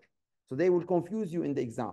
Connection between two network is a hub. True? No, we use a router. I know maybe some of you are not IT and you don't want to be even in IT, but these are important terms. So when you are discussing with the IT guy, you say router, hub, at least you understand. Okay, the hub connect devices, the router will connect networks. All right, or endpoint. What's the meaning endpoint? This is the point where there is no more communication to it. So in that way, for example, the communication will receive to your office in Qatar. And khas, your office in Qatar is not connected with anything. So this is the endpoint where the information are received there. Now, we need to understand important concept related to the device. The first one called media access device. We call it the MAC address. Every device we have got what we call the MAC address. And this MAC address is unique. So this MAC address related to every vendor, every manufacturer, every device. No two devices have the same MAC address. So the meaning, if you want to know if this device is actually in this room, this device did a handshake with what? Did a handshake with the Wi-Fi connection here. So because they did the handshake, they exchanged the MAC, they know my MAC address. So now you know that I was in this room because my MAC address is very unique. Can you see what MAC address? Every device got a different MAC address. So we can know that you are here in the room because of your MAC address. So MAC address is related to the device. Compare the IP address is actually allocated when you connect. You can get this IP address when you connect to the network. So in that way, while MAC address generally is related to the device, the IP is a logical address, is created when you connect. So in that way, it's related to the communication with the network. You get an IP address. So the MAC address is unique to your device. Question. They say, what is a common network device used to connect networks? Wow, you are so good in IT. Unbelievable. Very, very good. Very good. Okay. What is a common network device used to filter traffic? Fireworks. You are on fire. You need to go take the exam tonight. Very good. Now, let's speak about networking class in brief. Let's understand. They say, what connect all devices behind the firewall in a small business network? The answer is switch. See, what is the keyword? Connecting devices. They didn't say connect networks. Connecting devices. So this is the keyword. Now, what is the Wi-Fi? Wi-Fi is a wireless network that we use to connect to the world. So look how it will look like. This photo is very nice for you to understand. Look at this photo. We have the internet connected with what? Router, because router connect what? Networks. And then we have firewalls to make sure no traffic will come. What do we have inside? Switch to connect what? The devices. We'll connect the wireless access device with our server, with our workstations, And the wireless access device, which is the Wi-Fi, will connect with all our laptops and phones. Can you see how this photo is nice? Now, when you go speak with your IT, you understand the IT structure. You can say, oh, now I understand how the process is happening. Look, IT can be very simple, and it can be very boring and complicated, right? If someone would like to make it boring.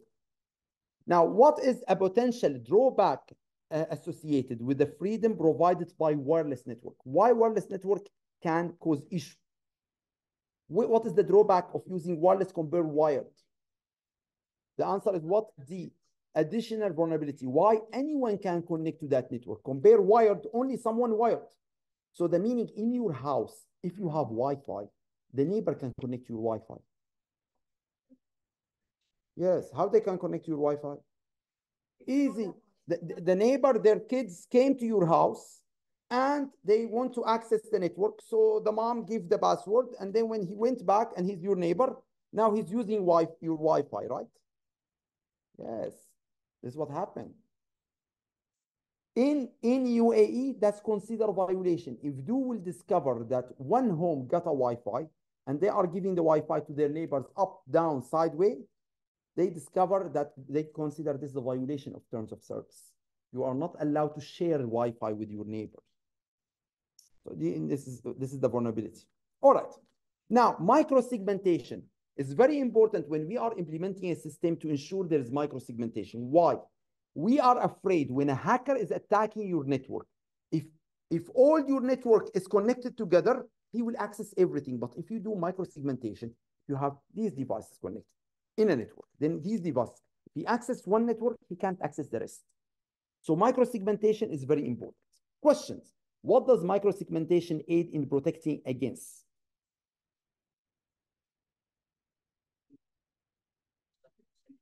The answer is D, advanced persistence threat. What's the meaning advanced persistence threat? Someone trying over and over to access your network. Once they succeed, they will have access. But if you have segmentation, they will not be able to cause so much damage because most of your data are protected in different networks. So he can only access limited amount. That can limit the damage. Another question. What does micro-segmentation enforce in the term of business function, unit, office, and department?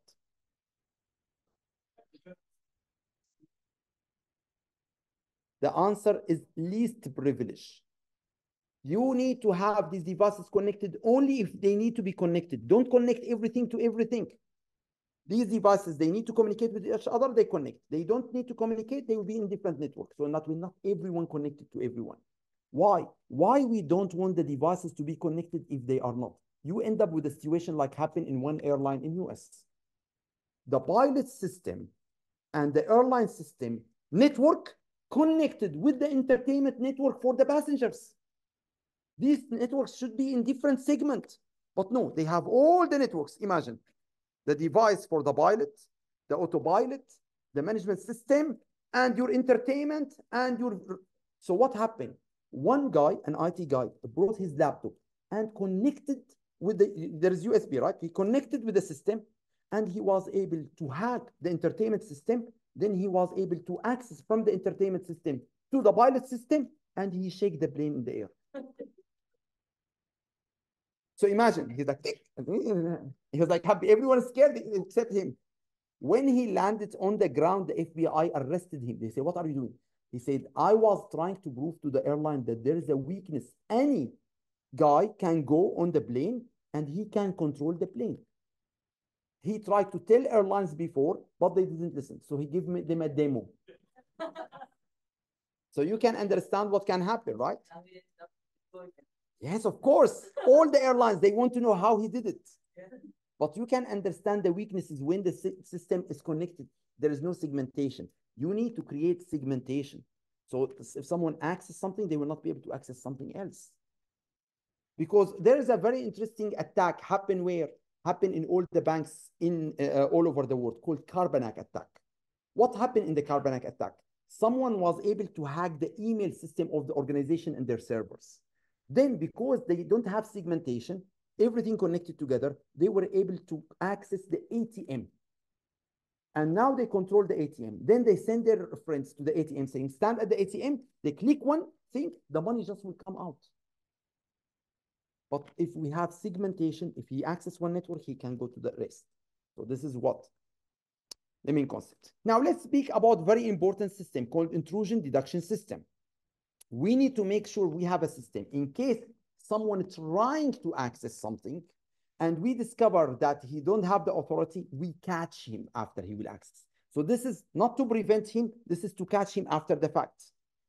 So intrusion occur when the attacker is able to bypass our security and gain access, then we discover this guy is not authorized to access. So what we do? We catch him and we stop his access, but he already accessed. So they say intrusion detection system automates the inspection of the logs. We check in real time. Someone logging, but he should not log into our system. So we catch him and we throw him out of the network. This system can be done as a host base or as a network base. This is important concept you need to focus on. Do we have the system running on our devices to look for anyone logging or run on the server? That's the difference between it. Is it run internally on our devices to analyze the application access, the security access, or is monitored on the network and from the network we are doing the analysis? So is it on our device or is it on the network? I'm going to show you a photo later to explain this. Now, preventing threat, what we need to do to make sure that these hackers are not going to attack us. Keep the system application up to date. Make sure you always you update your system. Also, remove unusable, unneeded service or protocols. If you have services that you don't need, don't keep them on your device. Use intrusion detection and prevention system to be able to prevent someone from accessing, and in case he accesses, you can catch him. Use firewalls to filter who can access and who cannot. And update the antivirus on your system. This is why they always say your phone, you need to always download the latest version of Android, of Apple system, right? To ensure that it's updated with all the security issues. Now, what is the difference between intrusion detection and prevention? They say prevention, it's a type of active intrusion detection system where it will prevent, it will block someone from accessing before accessing the system. So look what is the difference. Here's the system. In detection, the hacker trying to access the network, he was able to go through our firewalls. Then he was trying to access the system. Then we have the detection system. We identify someone already accessed the system, but he's not authorized to access. So we kick him out, but he already accessed. Compare in the prevention, the hacker access the network, access the firewall, trying to access the system, but before he accesses the system, we stopped. So this is the difference.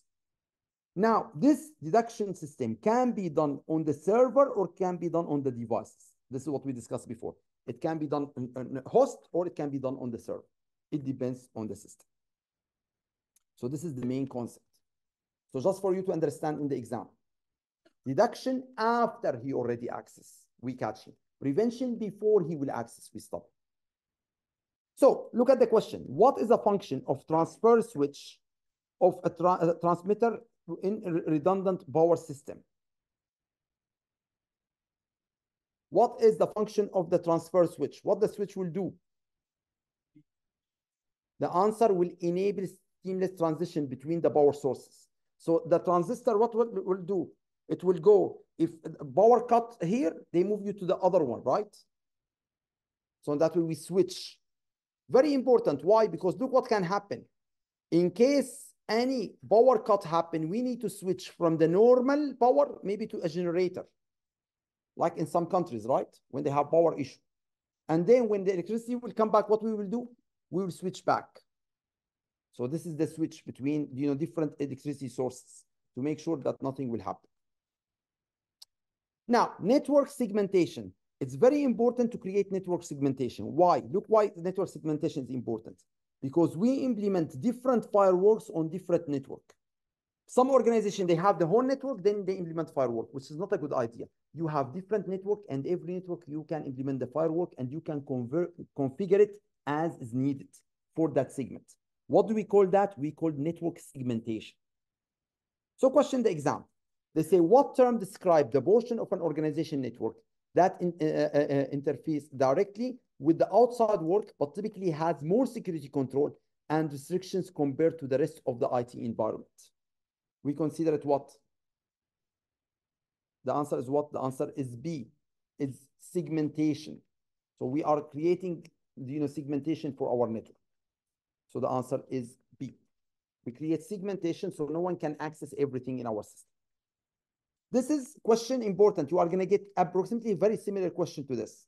How can we make sure that we secure our network? By creating segmentation. When someone will access based on every network, we decide if he's allowed or not. Now, all of us, we are saying you should not use VPN in UAE or Arab countries, not allowed. In Saudi, it's considered a crime. Why? What is a VPN? Question which is very interesting in the exam. VPN, is it encrypted? The answer is no. This is why when someone says, I'm using VPN, no one can see what I'm doing. No, the guys in the VPN can see what you are doing. Because it's not encrypted. So you need to understand, some VPN, they are encrypted, but not all VPN are encrypted. So what is a VPN? A VPN is a private network where it's not necessarily encrypted and simply it's point to point. So I want to access the server of the organization, but I'm not inside the organization. I'm not authorized. I create a secure channel between me and the server, and I can access directly, even I'm not in the office, but I look like I'm in the office. So this is the idea of VPN. So question, they say, what is the potential alternative to expensive point-to-point connections? Rather than I need to connect directly with wire from the network, what can I replace that with? The answer is gate-to-gate VPN. So in that way, I connect directly with using VPN with the server rather than having an actually wired network for my server. Now, what protocol is often used to by the embedded system when connected to a computer network? The I answer TCP/IP. Remember, we connected from the network. Which one we use? TCP/IP. Now, what is the common term used to describe the mechanism that control temperature and humidity in the data center? The answer is what? Heating, ventilation, and air conditioning. Maybe you know that or you don't know. In the data center, do they have the pipes with the water on top of the data center? In case of a fire, the water will come. The answer is yes. Yes, they have the pipes, but there is no water in the pipes because they are afraid the water will leak.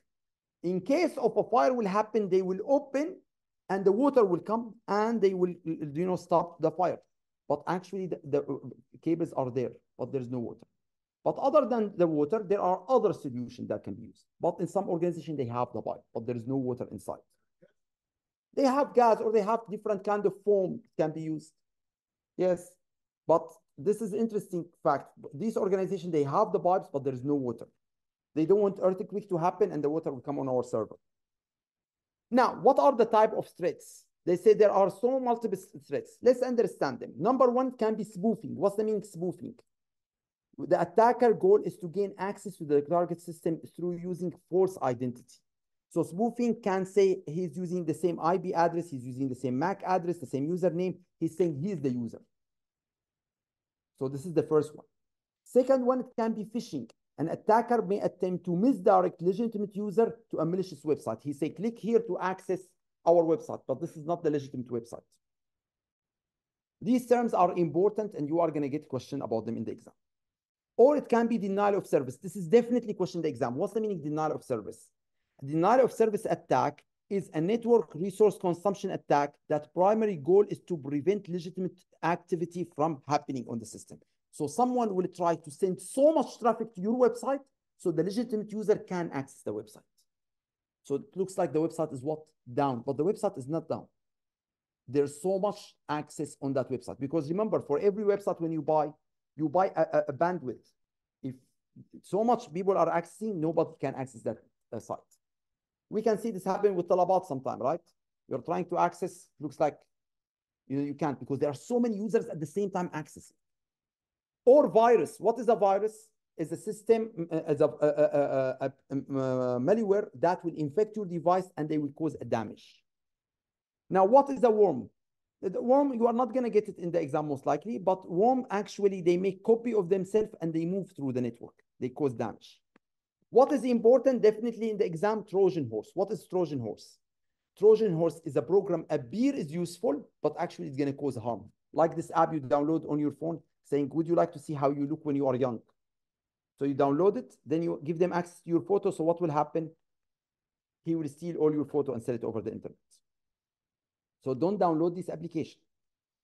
This is the important concept in the exam, on-path attack. Look what we call it. Sometimes we call it man-in-the-middle attack. Someone will interfere between you and between the server.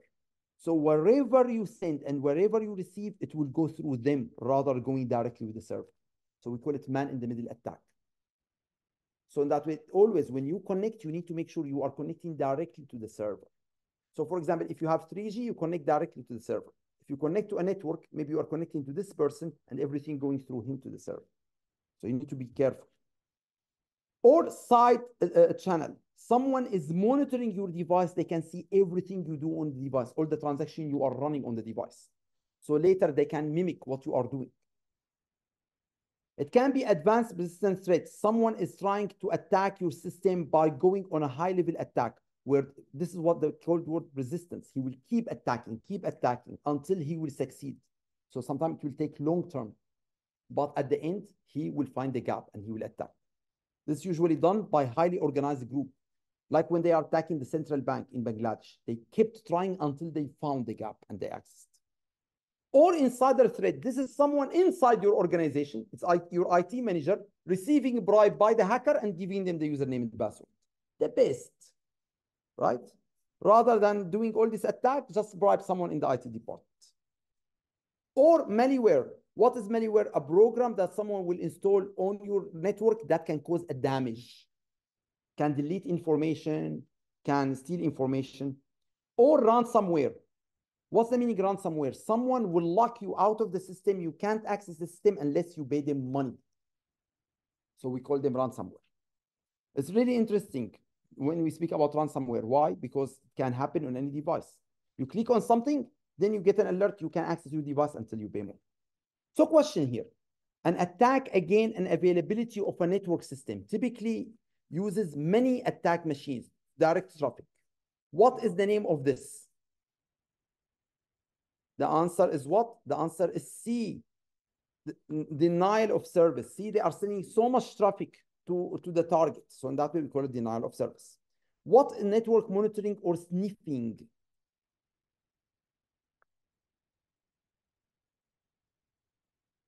The answer is D, monitoring traffic pattern to obtain information about the network. So you can see which port is open. You can see which service is available. You can just call sniffing. The exam, they say, you are trying to sniff on a network. Which function you use as an IT? What's the code of the function? We call it ping the network. We ping the network to be able to figure out which port is open. So we ping the network. P-I-N-G. We ping the network to identify which port is open, which service is available for us to access. What is the purpose of three-way handshake? We discussed this. What is the purpose of three-way handshake?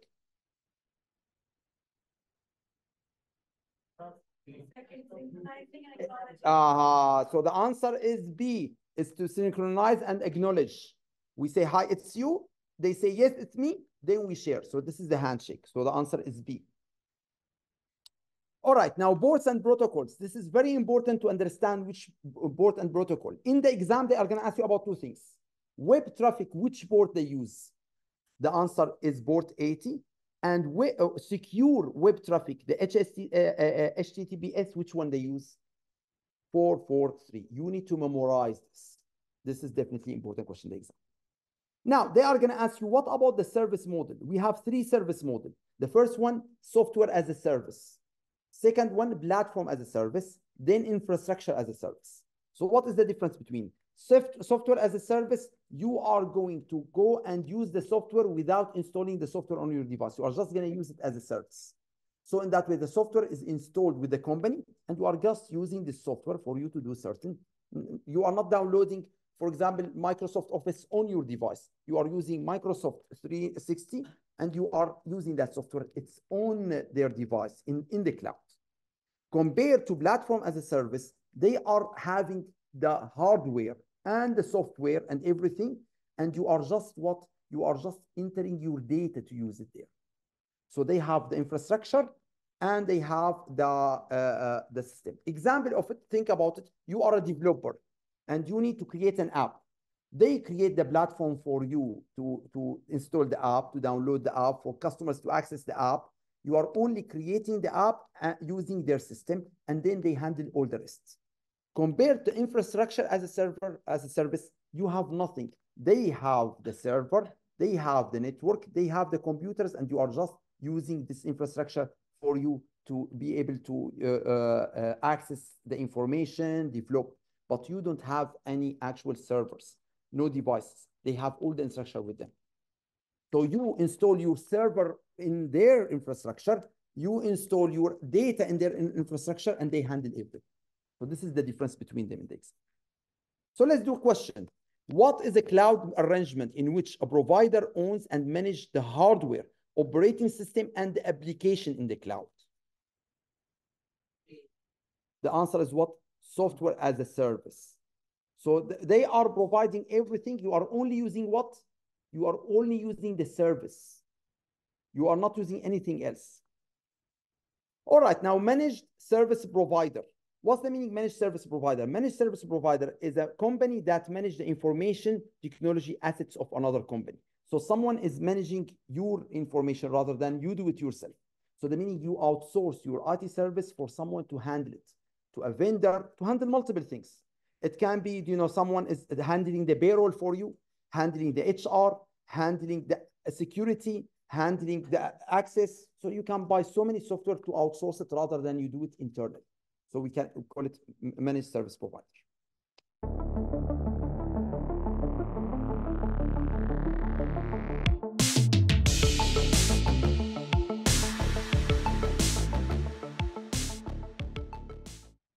So now we are in domain 5, speaking about security operation, how we need to handle the data.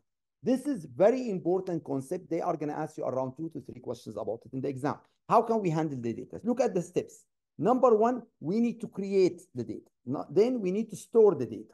Then we need to use the data. Then we need to share the data. Then we need to archive the data. Then we don't need the data, we destroy it. So is this a question in the exam? Yes. You need to know the order because they are going to ask you how do the data handling. So what's the meaning? Creating the data. You create the knowledge. Then storing the data. You store it on your device. Then you use it. You use it inside your operation. Then you share it for others if you need. Then you need to keep it temporary or permanent. Then if you don't need it anymore, you destroy it. So question, what is the most important aspect of security awareness training? Why we give awareness training to the employees related to data handling? Why? The answer to protecting the health and human safety. This is why we give awareness training related to security. The most important thing, what we said, number 1, health and safety. Health and safety, this is number 1. Which of the following can be used to map data flow through the organization and the relevant security control used in each point along the way? The answer is data lifecycle. So we map how, like what we say, how the data are moving. We call it data lifecycle. Now, which of the following is the life cycle of the data? We just discussed it. Which one? Second. The answer is B. B. That's a question in the exam. You need to remember it. Now, what about encryption? What's the meaning encryption? About encryption, you are going to get around 4 questions in the exam about encryption. So what they say, encryption will focus on 2 objectives: confidentiality. No one is allowed to access your information unless they are authorized, and integrity. In case they access, they should not be able to modify your information. So how encryption usually will happen? Encryption will happen, you have a text, you want to send it to someone else, you use encryption key, you encrypt it, then now it's an encrypted file, then you send it to someone else, he will use the same key to decrypt it.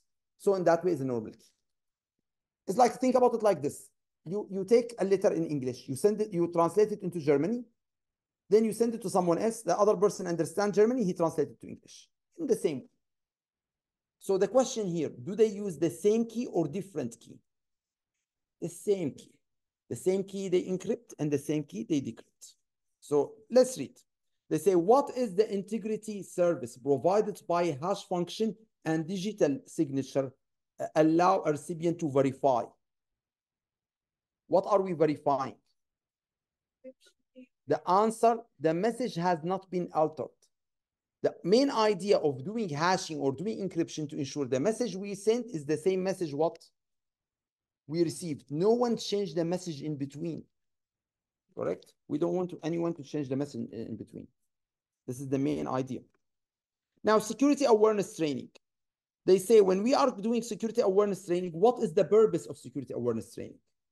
They say to align information security goal with the organization, to enforce strict policy, to have strong password, or to ensure that people are handling. What do you think? The answer is A, to align information security goal with the organization mission. Everyone should handle the information in the proper way. Now, what are the common security policy? They say, number one, about phishing. What does the term whale attacks mean? This is 100% you are going to get in the exam. What is the meaning whale attack? Whale attack is what is attacking someone with high authority. The CEO, the CFO, the chairman is why they call it whale, right? So we call it, this is a term in phishing, whale attack. You attack someone at a high level in the organization. Now, password protection, what we need to do? We need to ensure we don't reuse our password. Like we discussed before, we need to write down the password and leave it in insecure location. That's not a good idea because someone can take it. So many guys, they write it under the laptop, right? Or share the password with the tech support. Don't share it with anyone, right? My kid knows all my password on all my devices. Why? Because he can see when I'm typing. And he remember each device which password. Look how good. Very good. Very good. So look what they say. What is asymmetric encryption considered more secure? Why? Why the asymmetric encryption considered more secure? Why? The meaning involve unique code for the sender and receiver. So the answer is A. Sorry, the answer is A, not B. The answer is A. So what's the meaning asymmetric? I will use the public key of the receiver to encrypt the information. Then he will use his private key to decrypt. So the meaning, who can decrypt the information? Only that person. Only that person can decrypt the information. So anyone who received the message will not be able to decrypt the information because he's the only guy who got the key. Compared to symmetric encryption, they are using the same key. So we are using the same key. We encrypt with this key, and then we send him the key, then he will decrypt with that key. So this is the primary difference between them. So question, what is a mode of encryption in which ensure a confidentiality efficiently with a minimum amount of processing overload? We want to do it quickly. So the answer is symmetric. Why? We just encrypt it in this way and we send it same quickly. No need to be complicated. So the answer is symmetric. Now, unsymmetric, we already discussed. So we are not going to go over it. Now, what key is kept secure in asymmetric encryption? Which one is secure? The answer is private key. Private key is secure. No one can access private key. Now, common security policies. Look what they say. They say we need to make sure we have data handling policy to ensure employees, they follow it properly. If we are dealing with data related to, for example, visa, we need to use what? We need to use certain security procedure of handling that. We need to have password policy. Employees, they should change their password every time. The password should be complicated. We need to have acceptable user policy where they accept the term and condition of the software they are using. We need to have bring your own device. This is a question in the exam. If employees, they bring their own device, this will create vulnerability in our organization. Why? Because the system that they use maybe is not as secure as our organization. So they have to sign what? They have to sign the policy related to bring your own device. Also, privacy policy. We need to make sure that we protect the data of the customers. No one is allowed to use or access the data without permission. Also, we need to have change management policy. What's the meaning of change management policy? Question. Which organization policy is most likely to indicate which type of smart phone can be used to connect to the internal IT environment? The answer is A, bringing your own device. So this is the answer.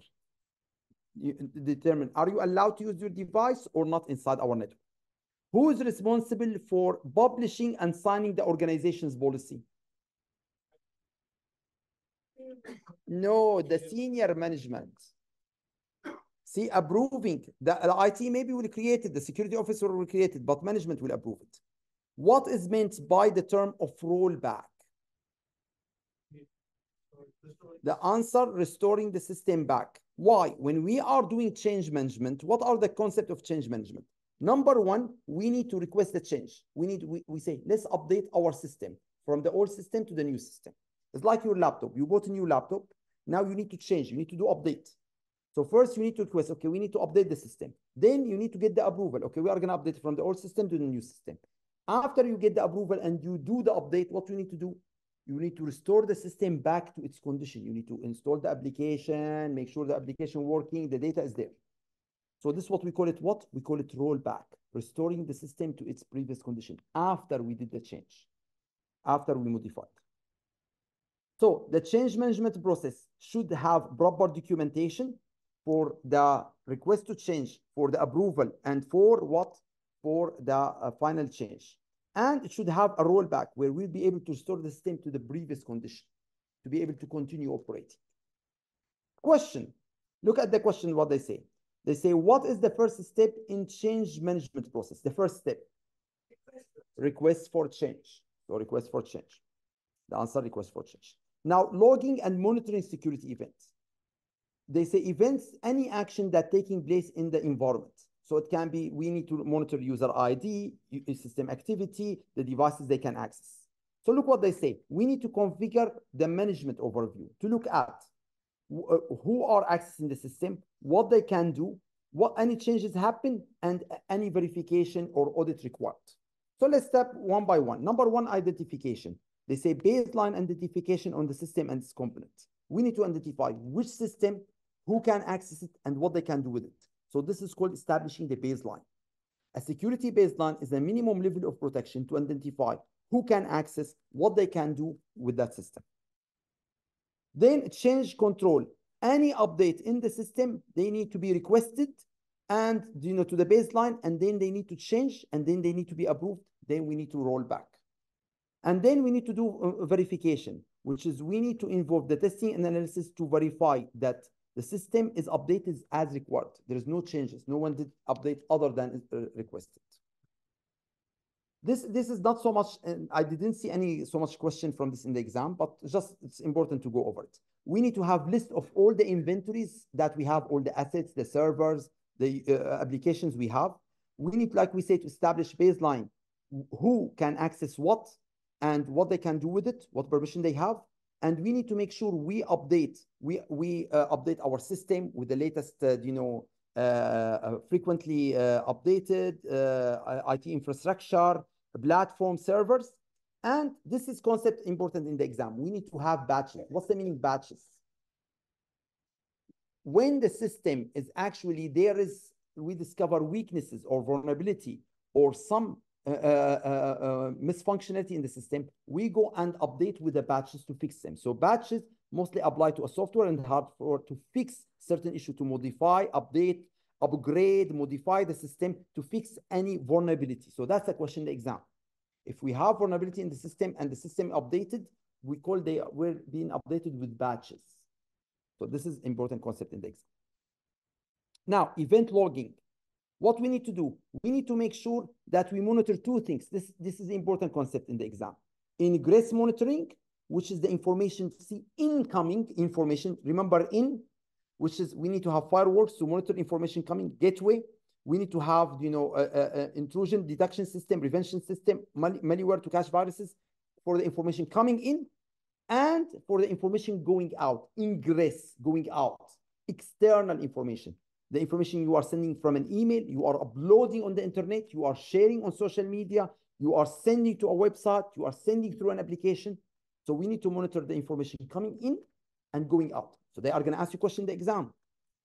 Gateway, is it considered ingress or egress? So you need to remember in the exam which one coming in, which one leaving out. You are going to get 1 to 2 questions about this subject. All right, final subject, social engineering. What can happen with social engineering? Someone can do phone phishing or vishing. Someone can call you over the internet or call you over the phone and say, someone will call you, say, hi, I'm your wife. And he will use your wife's voice using AI, and your wife saying, oh, I forgot my credit card. Can you give me your credit card because I'm shopping online? And you give her the card, then you discover it's not the wife. Someone can do that.